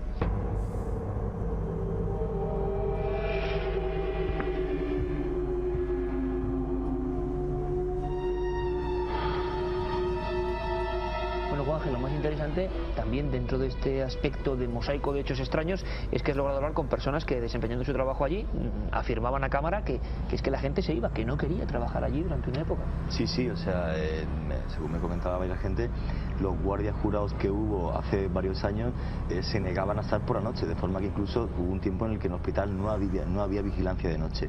Incluso una de las chicas Relaciones Públicas que habla en el vídeo diciendo abiertamente que durante un día, pues de repente unos pasos extraños, más de alguien como si fuera pesado, perdón, y unos pasos muy claros, caminan hacia donde está ella y se paran en la mesa donde está, cuando lo único que había en la gran sala era una familia que estaba justo al fondo. O sea, realmente el lugar está lleno de hechos extraños, por eso la guinda. Luego también otra cosa, hay que pensar que cuando hace muchísimos años se empezó a investigar en parapsicología y se intentaban captar las cosas que el ojo no ve, se utilizaban infrarrojos, ultravioleta, ya que son las ondas de luz que están por debajo, encima de la descomposición natural de la luz, del arco iris que vemos. Entonces, claro, el que se grabe algo en infrarrojo, sí es cierto que es muy fácil, que hay mucha polémica, porque en infrarrojo es fácil ver cosas raras, pero claro, a mí lo del ácaro, por ejemplo, no me cuadra, Iker, porque un ácaro tendría un movimiento errático, sin sentido. De ahí lo único que se me ocurría la araña, porque además delante de la cámara había un riel en el que hay un foco que está por encima de la cámara a unos 40-50 centímetros, con lo cual desde ahí una araña sí podía haberse movido, desplazado, pero claro, el tema es que hemos visto que en la cámara de infrarrojo el hilo debería verse, con lo cual realmente es extraño, para mí sigue siendo muy extraño. ¿Y por qué Úbeda y Baeza, podemos decir, o puede la gente preguntarse, concentra en un núcleo no tan amplio tantas y tantas historias que tienen que ver con los aparecidos? Es una cosa que nos puede extrañar, ¿no? Yo creo que el motivo es porque Úbeda y Baeza durante mucho tiempo fue lugar de frontera, un lugar habitado de hace miles de años, donde se han librado 1000 batallas y donde las personas que han guardado tesoros, porque historias de tesoros en Úbeda hay más de una y más de dos, pero también en Baeza también existen. Los milagros también son bastante variados en ambas ciudades, y los aparecidos es lógico, en un lugar donde ha habido tantísimas batallas, en un lugar que durante un tiempo, el siglo XVI, fue muy importante a nivel de toda España, ¿no? Úbeda y Baeza, por el tema del secretario de Carlos V, Francisco de los Cobos, era muy importante. Todos sus palacios concentran una cantidad de historias que parece que quieren llegar hasta aquí, quieren transmitirnos algo, que no quieren irse, no quieren ser simplemente piedra. Y hablando de piedra, quizá el lugar que nos recomendarías para una futura investigación podría ser esa Casa de las Torres. Sí. Como ejemplo, lo destacaríamos como ejemplo de caso más físico, porque hubo una historia real detrás. Efectivamente, en la Casa de las Torres, a principios, sobre los años 30 más o menos, del siglo XX, del pasado siglo, se encontró una emparedada. Esta leyenda se creía como una leyenda que nacía en el siglo XVI. El señor de Dávalos construiría esa mansión, ese castillo, porque realmente desde fuera parece un castillo, para su prometida y después su esposa, Ana de Mendoza, y ella a las pocas semanas, pocos meses del matrimonio, desaparece totalmente. La familia de la esposa recibe un dinero por su silencio y ahí queda todo. Y eso está registrado documentalmente, o sea, eso es la realidad. En el siglo XX descubren un cadáver. Las personas que lo descubrieron, ya por desgracia no queda nadie con vida.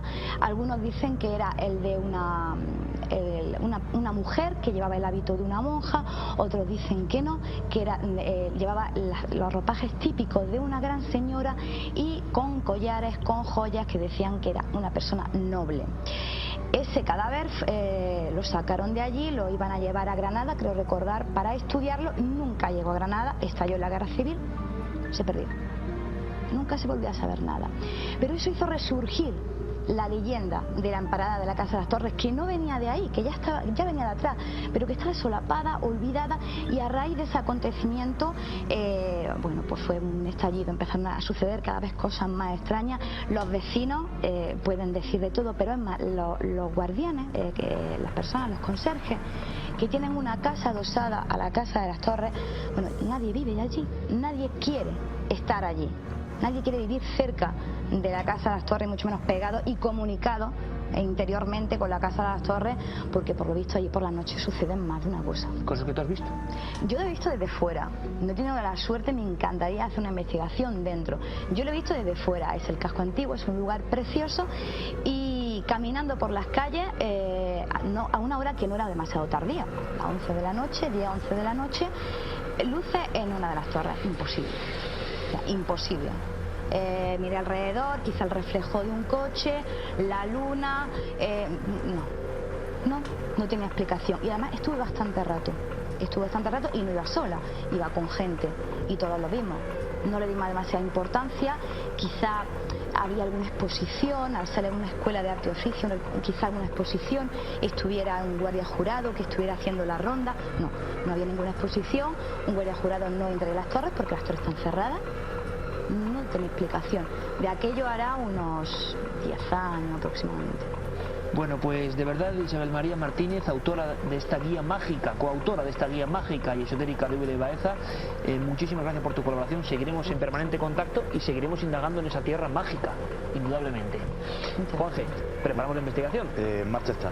Por supuesto. Y ahora, Carmen, si te parece, vamos a una cosa que ha sido actualidad, como en Úbeda ha sido esta filmación, que todavía yo creo que hemos resuelto varios enigmas en torno a ella, y seguro que mucha gente se queda más tranquila. Ahora vamos con noticias de Cuarto Milenio.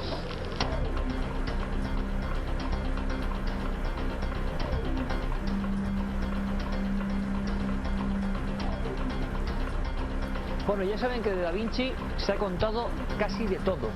Códigos ocultos, músicas en sus obras, personajes que no debían estar ahí, recetas de comida. Ahora faltaban las figuritas de ajedrez. Pues sí, un escultor y arquitecto italiano asegura haber hallado un manuscrito donde Leonardo da Vinci había diseñado algunas piezas del ajedrez. El hallazgo se ha producido cuando la Fundación Coronini Kronberg, propietaria del tratado sobre ajedrez más famoso del Renacimiento, pidió al escultor Franco Rocco que produjera un juego de piezas de ajedrez a partir de los dibujos del manuscrito. Rocco sostiene que los dibujos que acompañan las jugadas de ajedrez del tratado escrito por el fraile Luca Bartolomeo Pacioli son obra de Leonardo da Vinci. Estas ilustraciones representaban una gran novedad para la época, ya que era común hasta ese momento utilizar letras para identificar cada una de las piezas del juego. El manuscrito contiene 140 tableros y más de 1400 dibujos de piezas en las que se usa la proporción áurea, técnica que buscaba el equilibrio en las figuras humanas y que era una de las grandes obsesiones de Da Vinci. El arquitecto también tiene en cuenta que Da Vinci y el fraile Pacioli fueron amigos que habían colaborado con anterioridad y que el polifacético artista era aficionado al ajedrez. Seguro que era un buen jugador, Leonardo. Ahora vamos con otro tipo de dibujos. Son románicos, muy antiguos y se han encontrado en Galicia. Y se han encontrado gracias a los trabajos de restauración que se están llevando a cabo en la Basílica de San Martiño, en el municipio de Foz. Se han descubierto los frescos más antiguos del románico gallego. Las pinturas que se encontraban bajo varias capas de cal en los muros del templo datan del siglo XII y, según los expertos, pueden ser obra de uno de los maestros de la Catedral de Compostela. Pese a que el paso de los siglos y también la humedad han deteriorado considerablemente los frescos de San Martiño, los estudiosos aseguran que son de una calidad excepcional y están a la altura de la pintura románica europea. Con su hallazgo se confirma que además de una escuela de arquitectura románica en Galicia, también existía una gran escuela de pintura románica. Este descubrimiento es de gran trascendencia para el arte gallego, ya que son unas pinturas únicas en su género. Y yo no sé ustedes, pero yo jamás hasta este instante había oído hablar de la Pompeya de Anatolia. Pues era una antigua ciudad termal y se llamaba Ayanoy. Está en Turquía y pronto será sumergida por las aguas de una presa, una fuente de agua caliente que alimenta un estanque protegido por muros de 5 metros de altura, una sala decorada con columnas y mosaicos, pasillos, vestigios de avenidas y de viviendas, y cerca de 11.000 objetos muy pronto desaparecerán bajo las aguas. Todo esto no es más que el 20% de lo que por el momento los arqueólogos han podido explorar, pero se cree que esta ciudad esconde muchos más tesoros.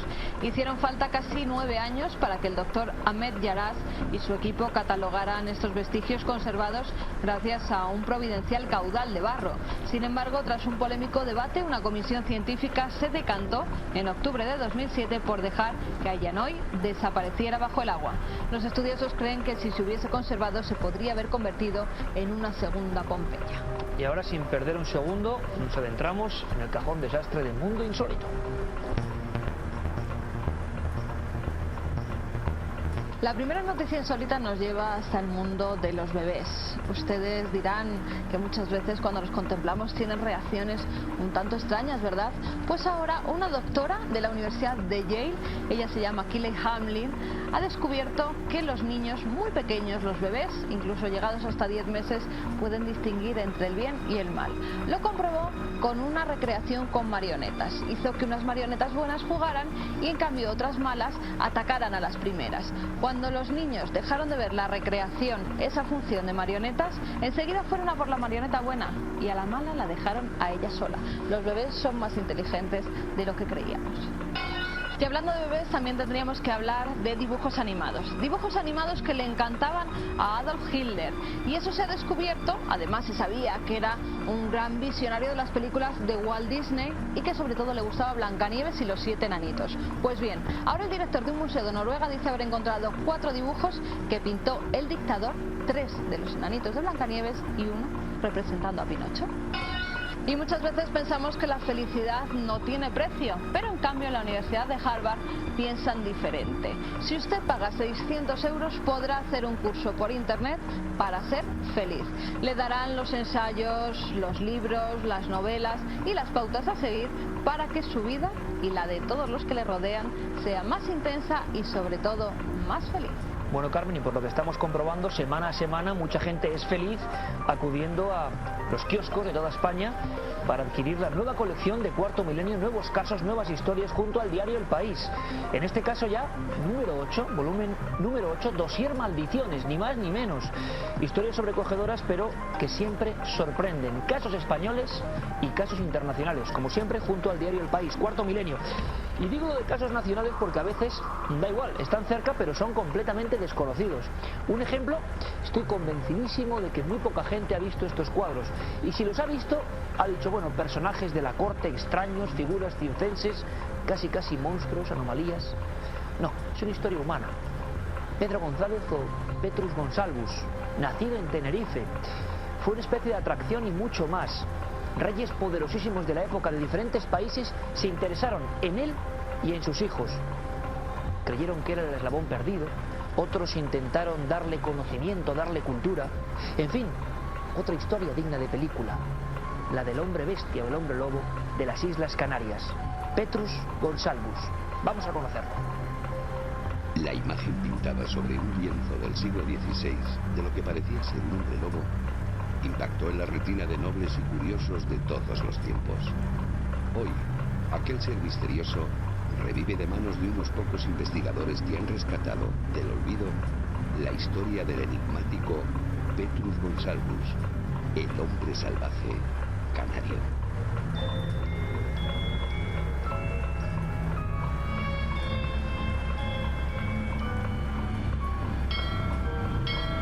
Todo pudo haber empezado en un día entre 1542 y 1544, cuando unos padres abandonaron a su bebé delante del monasterio de San Pedro del Sauzal, en la isla canaria de Tenerife.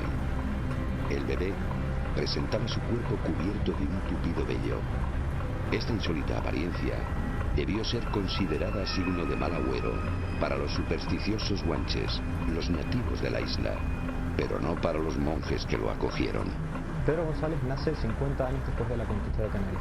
Este es un espacio muy corto de tiempo para que la sociedad aborigen en aquel momento todavía se sienta evangelizada del todo y siga practicando los cultos religiosos de aquella época, los brujeriles, cultos mágicos. En este contexto encontramos a las Alinaguas, que son una casta religiosa que se encargaba de practicar este tipo de ritos. En estos ritos convocaban entidades demoníacas. Esas entidades demoníacas solían tener el aspecto de perros lanudos, de aspecto bastante fiero. Generalmente se lo conocían después con el nombre de Tibicena, y quizás en este contexto la figura de Pedro González pudiera encontrarse rechazada y casi vista como una entidad no agradable para la sociedad.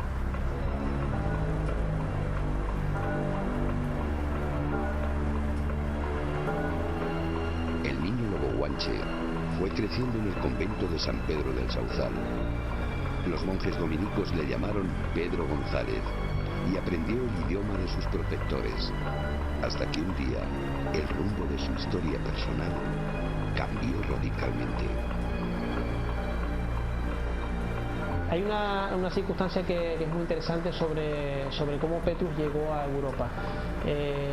Aprovechando los tratados de paz que se firmaron entre España y Francia, unos tratados de paz que fueron muy transitorios, muy cortitos, probablemente algún enviado del rey francés se enteró de las noticias de la asistencia de este niño velludo en Canarias y aprovechó esa circunstancia para embarcarlo de forma clandestina y llevárselo en un barco a Europa a la vista de la corte, a la vista del rey Enrique II.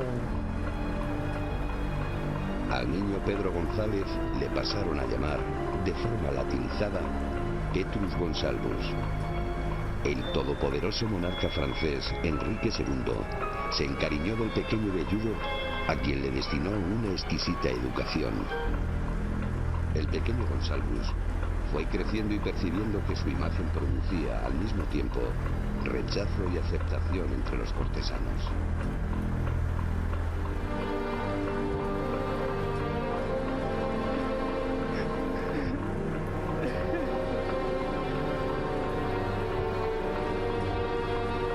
La muerte de su protector, el rey francés Enrique II, debió ser un trauma para el entonces adolescente con apariencia de hombre lobo. Además, el fallecimiento del monarca había sido profetizado por alguien muy importante que frecuentaba su corte. Gonsalvus coincidió en la corte con personajes realmente curiosos, entre ellos Michel de Nostradamus, futurólogo famoso que le vaticinó a Enrique II su propia muerte. En 1559, como sabemos, el conde de Montgomery aceptó una estocada mortal a Enrique II en un torneo que fue anunciado por Nostradamus, y el propio monarca pues hizo caso omiso a estas advertencias. En la corte parisina pudo haber conocido a su prometida, la joven Catherine, de origen flamenco, con la que iba a tener 7 hijos, la mayoría tan velludos como el mismo padre.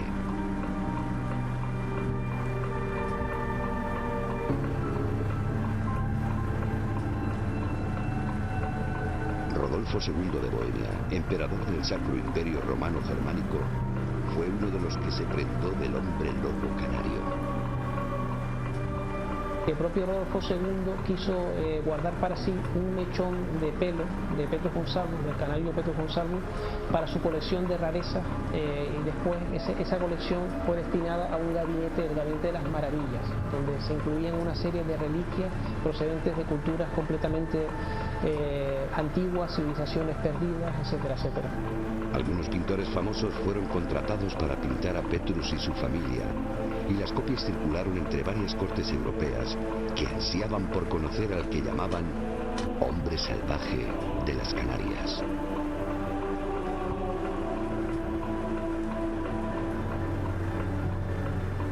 Una de las grandes incógnitas entre los estudiosos es su origen étnico. De hecho, llamaba la atención de los conquistadores en el siglo XV, que eran prácticamente iguales a ellos, quizás más altos en este caso. Había una proporción de cabello claro, no voy a decir rubio, pero cabello más claro, castaño claro, medio rubio en algunas ocasiones, y ojos claros, que era alta para esa población. Estudiosos como Ulisse Aldrovandi en Italia, Felix Plater en Basilea o Johann van der Bos en Flandes estudiaron lo que consideraron una enfermedad de Petrus y su familia. Hoy, los científicos la conocen como síndrome de Ambras, el castillo donde se exhiben cuadros de la familia de hombres lobos, o hipertricosis, una rarísima enfermedad genética de la que se conocen solo 50 casos a lo largo de toda la historia. En el caso de la hipertricosis de pelo normal, que es la de Pedro González, ya no está ligada solamente al cromosoma X, sino al cromosoma 8, lo cual le da un carácter especial. La hipertricosis de Petrus Gonsalvus le producía el crecimiento de hasta 30 centímetros de su pelambrera y por todas las partes del cuerpo. La posibilidad de transmisión a sus descendientes era del 50%.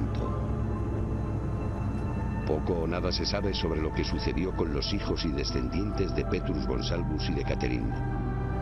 Algunos siguieron en las cortes europeas mientras que otros prefirieron vivir en total anonimato, quizá avergonzados de su condición física, maldecidos por la sociedad discriminadora y supersticiosa de la época. Quizá no muy diferente de lo que hoy podría ser.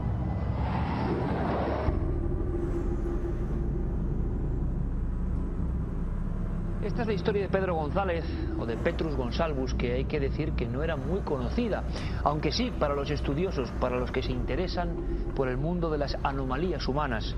Tengo en las manos un libro que, permítanme que diga que ya es un clásico, Seres Extraordinarios, un trabajo encomiable, sorprendente, impactante, también hay que decirlo, que se publicó ya hace algunos años. El autor, el doctor, el médico Manuel Moros Peña, que está aquí con nosotros y es un placer recibirle. Buenas noches, Manuel. Buenas noches, Iker. Oye, habría que hablar de hombre lobo hombre salvaje o simplemente de un enfermo? Pues simplemente de un enfermo, porque hay que pensar que todas estas personas, debido a este defecto del aumento del pelo corporal, siempre un poco se les etiquetó como seres un poco menos que humanos, un poco se les rebajó de calidad, incluso a veces la calidad moral. O sea, se suponía que un defecto que asemejaba el cuerpo al de un animal llevaba consigo que esa persona también tuviera un comportamiento un poco animal, como es el caso que comentamos del hombre lobo. Pero sí, siempre se le ha tendido un poco a, pues eso, a decir, si eran producto, por ejemplo, también de actos de zoofilia, mucho, o sea, pues siempre recuerdo casos que era pues el fruto del amor prohibido entre una campesina y un oso, por ejemplo, o también en casos, por ejemplo, eran producto ya directamente del demonio, ¿no?, que había forjado estos seres también. Luego, como hemos comentado también, pues siempre el salvaje. También a veces se utilizaba la teoría de la impresión materna, que es una teoría muy curiosa, ¿sí?, que se utilizaba muchas veces pues, en las barracas de circo donde se les presentaba al público. Se solía atribuir el hecho de la malformación a que, por ejemplo, la madre embarazada había asistido, pues como un león escapado del circo devoraba al padre, por ejemplo. Entonces eso ya había causado tal impresión en la madre que se había reflejado en la apariencia física del recién nacido con este aumento de pelo.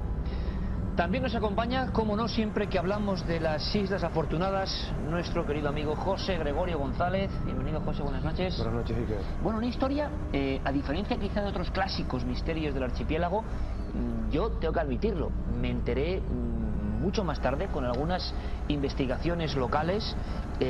Bueno, este hombre era de allí y la gran pregunta es que no sabemos nada en torno a de dónde venía realmente. Fue abandonado, es una historia muy triste. Y tú en alguna ocasión has comentado que la tradición que había en toda la isla de Tenerife y en otros lugares de las Canarias, o más bien dicho, la aversión o el miedo a ciertas entidades o seres de parecido aspecto en el imaginario colectivo, podían haber originado ese abandono, ¿no? Sí, hombre, es un auténtico desconocido en Canarias, ¿no?, la historia de Petrus Gonsalvo. Además, en parte estaría justificado por esa inmediatez con la que es sacado de Canarias, probablemente como esclavo, junto a otras, compartiría destino al igual que otros descendientes o guanches directamente, pero en el caso de él con un detalle muy particular, y es ese que señala. Dentro de la visión religiosa de los aborígenes, de los guanches, cada isla tenía la suya, pero tenían puntos en común. Tenemos por un lado el tema de las tibicenas, que eran esos perros lanudos, que de alguna forma simbolizaban el mal o entidades diabólicas, pero además tenemos otro caso especialmente significativo y que podemos vincular con Gonsalvo, que es el de los irguanes, que era el nombre, sí, era el nombre de los seres demoníacos, el nombre que recibían los seres demoníacos en La Gomera. La descripción es tremendamente evocadora en relación a Gonsalvo, porque en este caso no se habla de animales, no se habla de perros lanudos, como en el caso de las tibicenas, sino de seres, de humanos, de seres antropomorfos, que tenían el cuerpo cubierto de pelo. Eran seres velludos. Por lo tanto, no sabemos si ese mito surge a raíz de casos de estas características. Eso es improbable, pero desde luego lo que sí podemos plantear como una posibilidad es que al darse un caso de estas características se pudiese asociar a esa imagen demoníaca del mundo aborigen.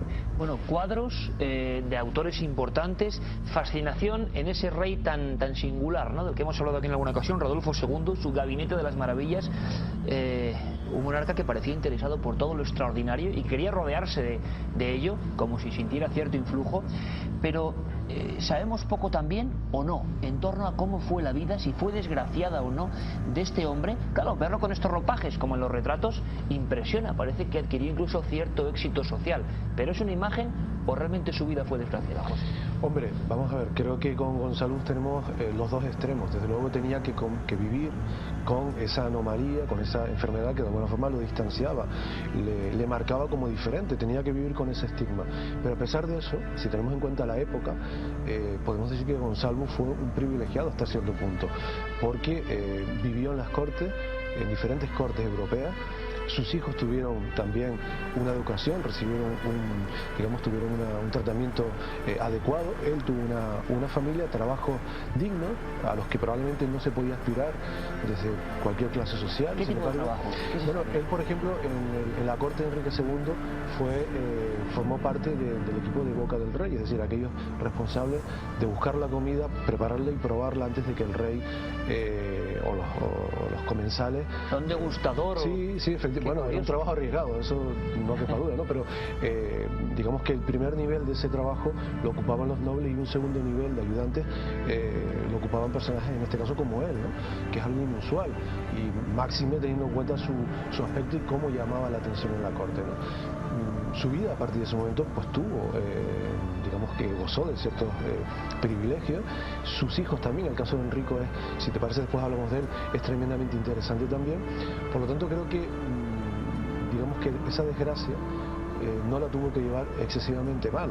Quizás sufrió en gran medida desde el punto de vista humano el que sus hijos heredasen esa misma, digamos, maldición entre comillas, pero a pesar de las circunstancias creo que fue una vida, bueno, de hecho estamos hablando esta noche de él, ¿no? Y tenemos más representaciones de Pedro Gonzalvo en obras de arte que de cualquier otro canario de su época, ¿no?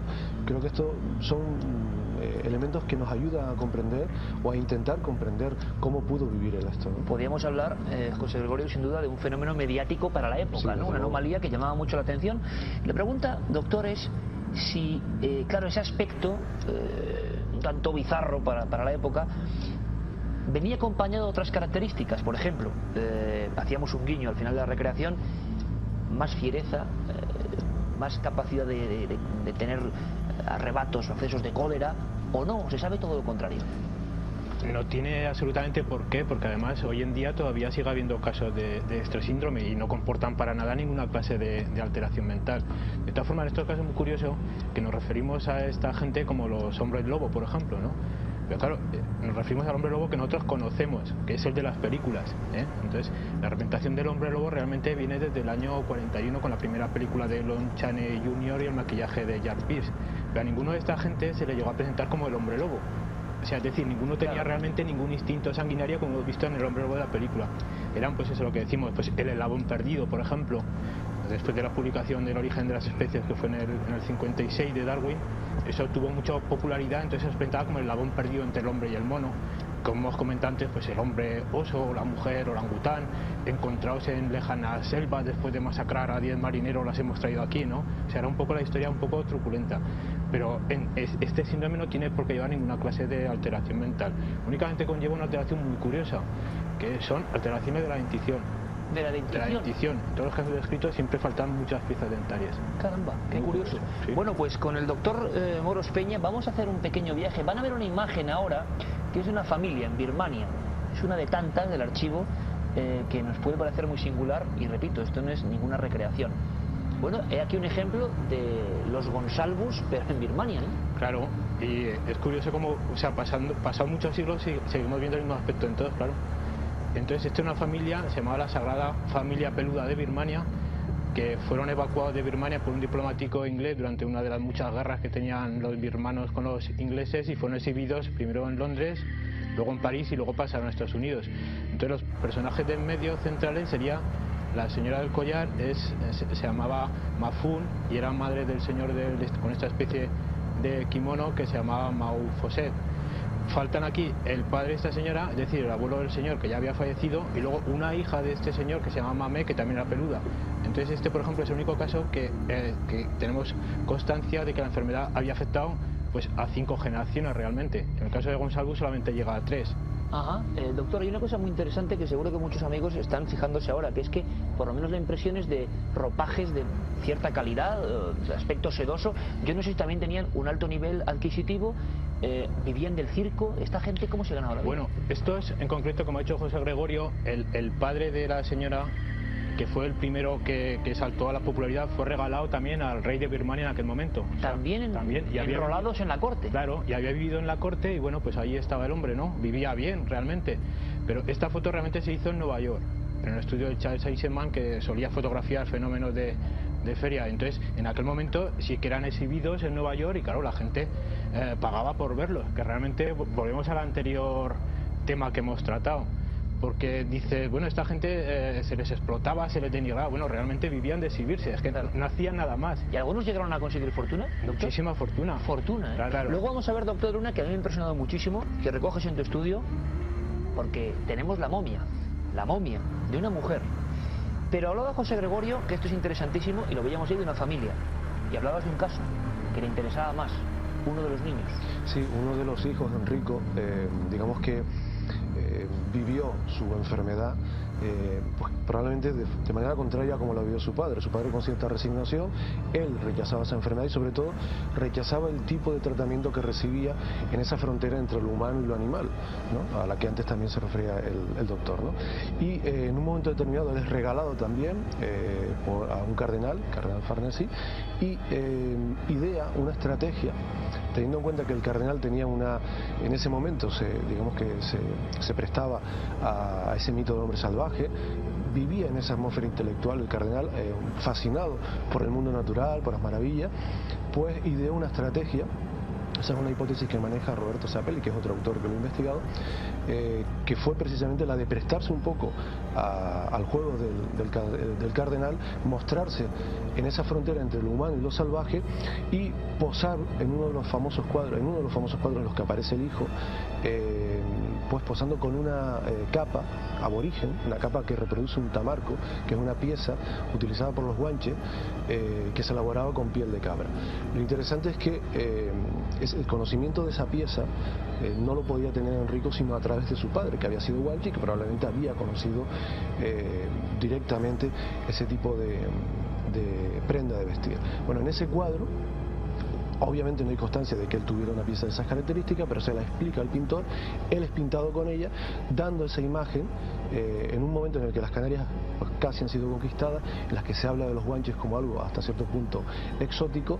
Él es presentado como precisamente un salvaje a medio camino entre lo humano y lo animal, que reclama, y aquí está la clave, aquí está la moraleja, la picaresca de este personaje, reclama al cardenal ir a vivir a otras dependencias, a otras propiedades del cardenal, alejadas de la observación, de las miradas, bastante más discreta, pero en un entorno natural. Era como una especie de petición para volver a los orígenes, a su lugar, a su espacio semisalvaje, y le conceden el cardenal le concede que pueda trasladarse y trabajar en esas propiedades en Capidemonte, donde está, digamos, que una especie como de paraíso, precisamente utilizando de manera inteligente su enfermedad, en este caso, ¿no? Su patología. Y es muy interesante porque después, gracias a su propia influencia, consigue traer a sus padres, consigue traer a su padre concretamente, creo que, si no recuerdo mal, hasta Parma, donde bueno, pasa el resto de sus vidas, de sus días,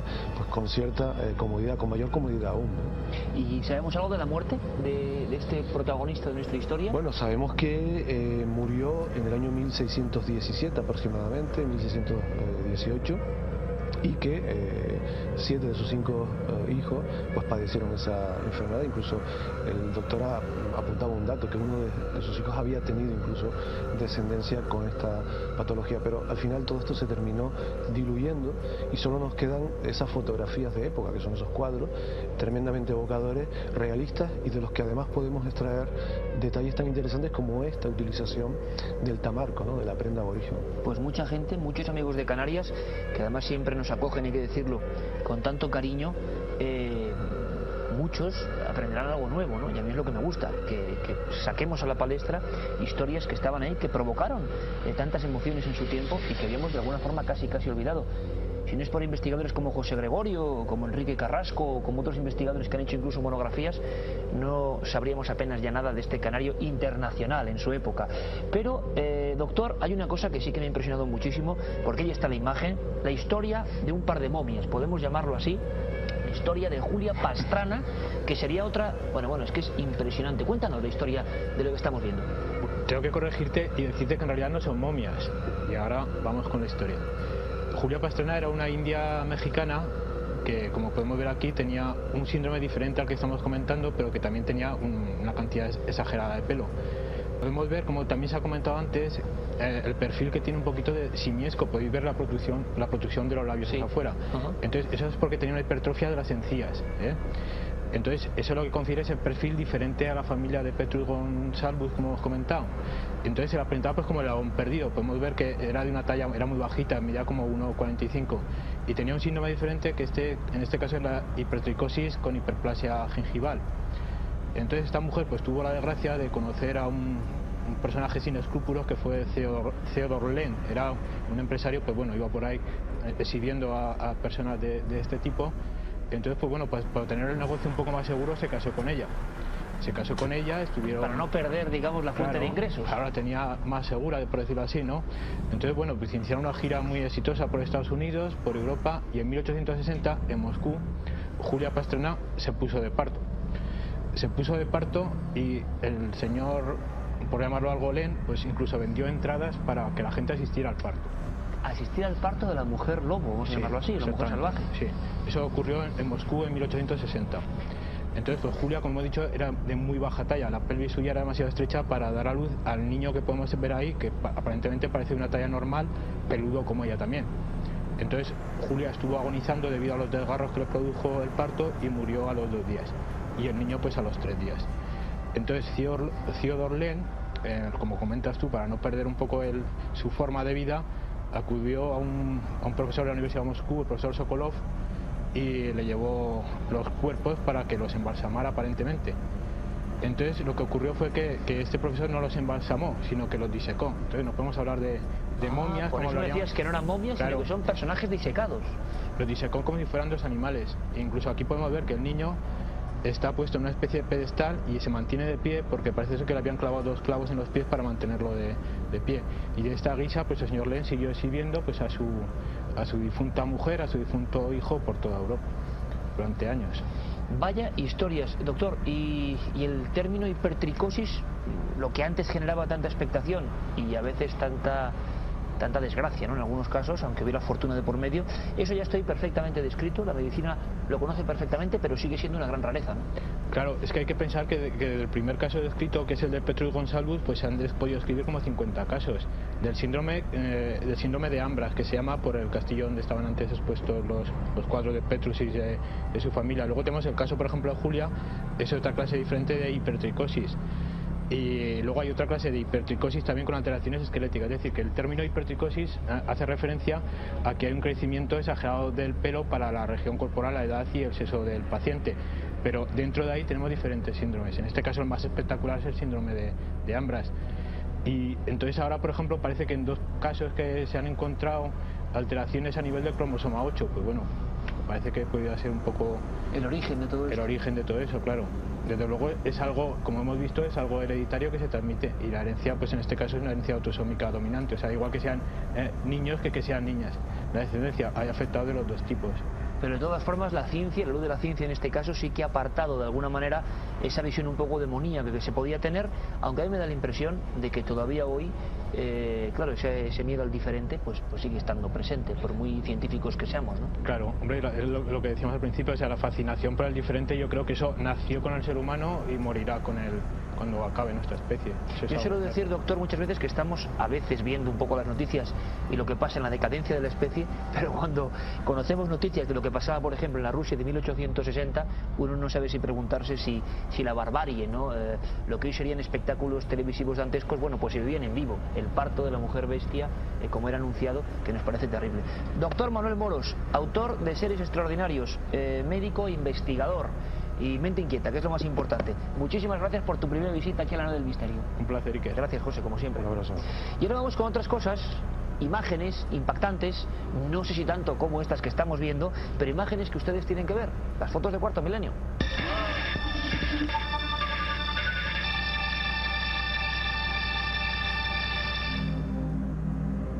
Y como siempre, las fotos, los análisis, las historias de nuestros amigos, ustedes, los televidentes. Por cierto, que la oferta, yo no sé si decir que salió cara. 5.500, sí, pero es que al lado tenía algo muy extraño. Hemos visto antes imágenes de Hampton Court en el Reino Unido y se parece un poco la figura, así encapuchada, ¿verdad? Bueno, esta imagen nos la enviaba José Miguel Pérez Rodríguez desde Alcalá de Guadaira, en Sevilla. Nos decía pues que bueno, estaban mirando coches que estaban de oferta, de segunda mano. Hicieron varias fotografías para luego enseñarlos en su casa y se dieron cuenta que en una de ellas aparecía un personaje de lo más extraño. Vemos como una tela, ¿verdad? Y un rostro oscuro que apenas se intuye como si fuera una sombra. Bueno, pues hemos analizado la fotografía y Guillermo León lo que nos dice es que de nuevo nos encontramos ante un efecto óptico que ha recreado una extraña presencia en la fotografía. Al realzar el contraste, en general en esta imagen observamos que hay un elemento muy similar al que vemos en un primer plano y que en realidad se trata del otro asa. Se está refiriendo a una bolsa que nuestro amigo podía llevar perfectamente en su coche, que ha reflejado en el cristal y entonces parece que está flotando al lado de ese coche al que fotografía. Muy interesante, don Guillermo. Yo pensaba que era una bolsa volandera, que me parecía un poco extraño, pero claro, puede ir dentro y el reflejo provocar esa curiosa trigonometría, ¿no?, de la visión. Muy bien, vamos con la segunda, que creo que esta tiene mucha más complicación y de nuevo una cara. Nos la envía Flor María. Nos dice que estaba completamente sola con su madre y con su niño pequeñito, con su bebé.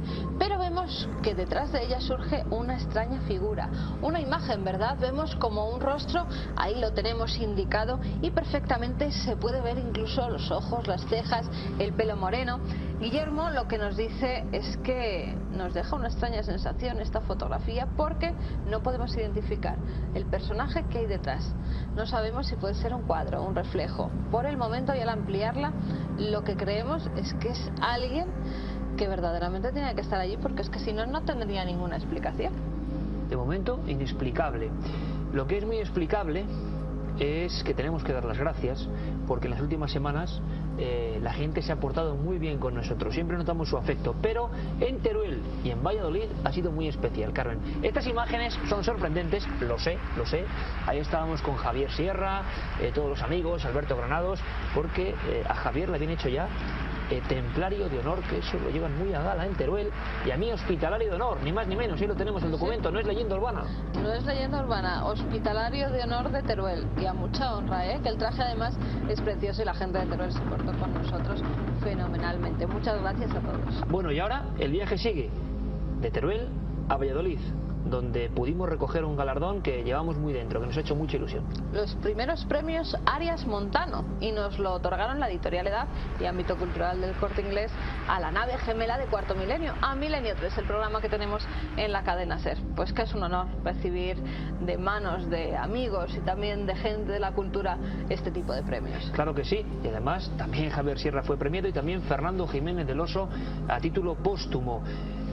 Unos premios en nombre de un heterodoxo de verdad, Arias Montano, bibliotecario del Escorial, y va mucho hoy con las historias que hemos contado, ¿verdad? Así que muchas gracias. Ahí tenemos Carmen cogiendo el premio junto a la Atril, ante 500 amigos. Muchas gracias, Valladolid. Y bueno, quedaba una cosita, que es la dirección, la vía directa para seguir colaborando con nosotros. Las dos vías de contacto, a través del correo electrónico cuartomilenio@4.com y nuestro apartado de correos 18189 con el código postal de Madrid 28080. Y eso era una promesa que se cumplirá en 7 días, más nave del misterio, porque ya lo saben, somos Cuarto Milenio.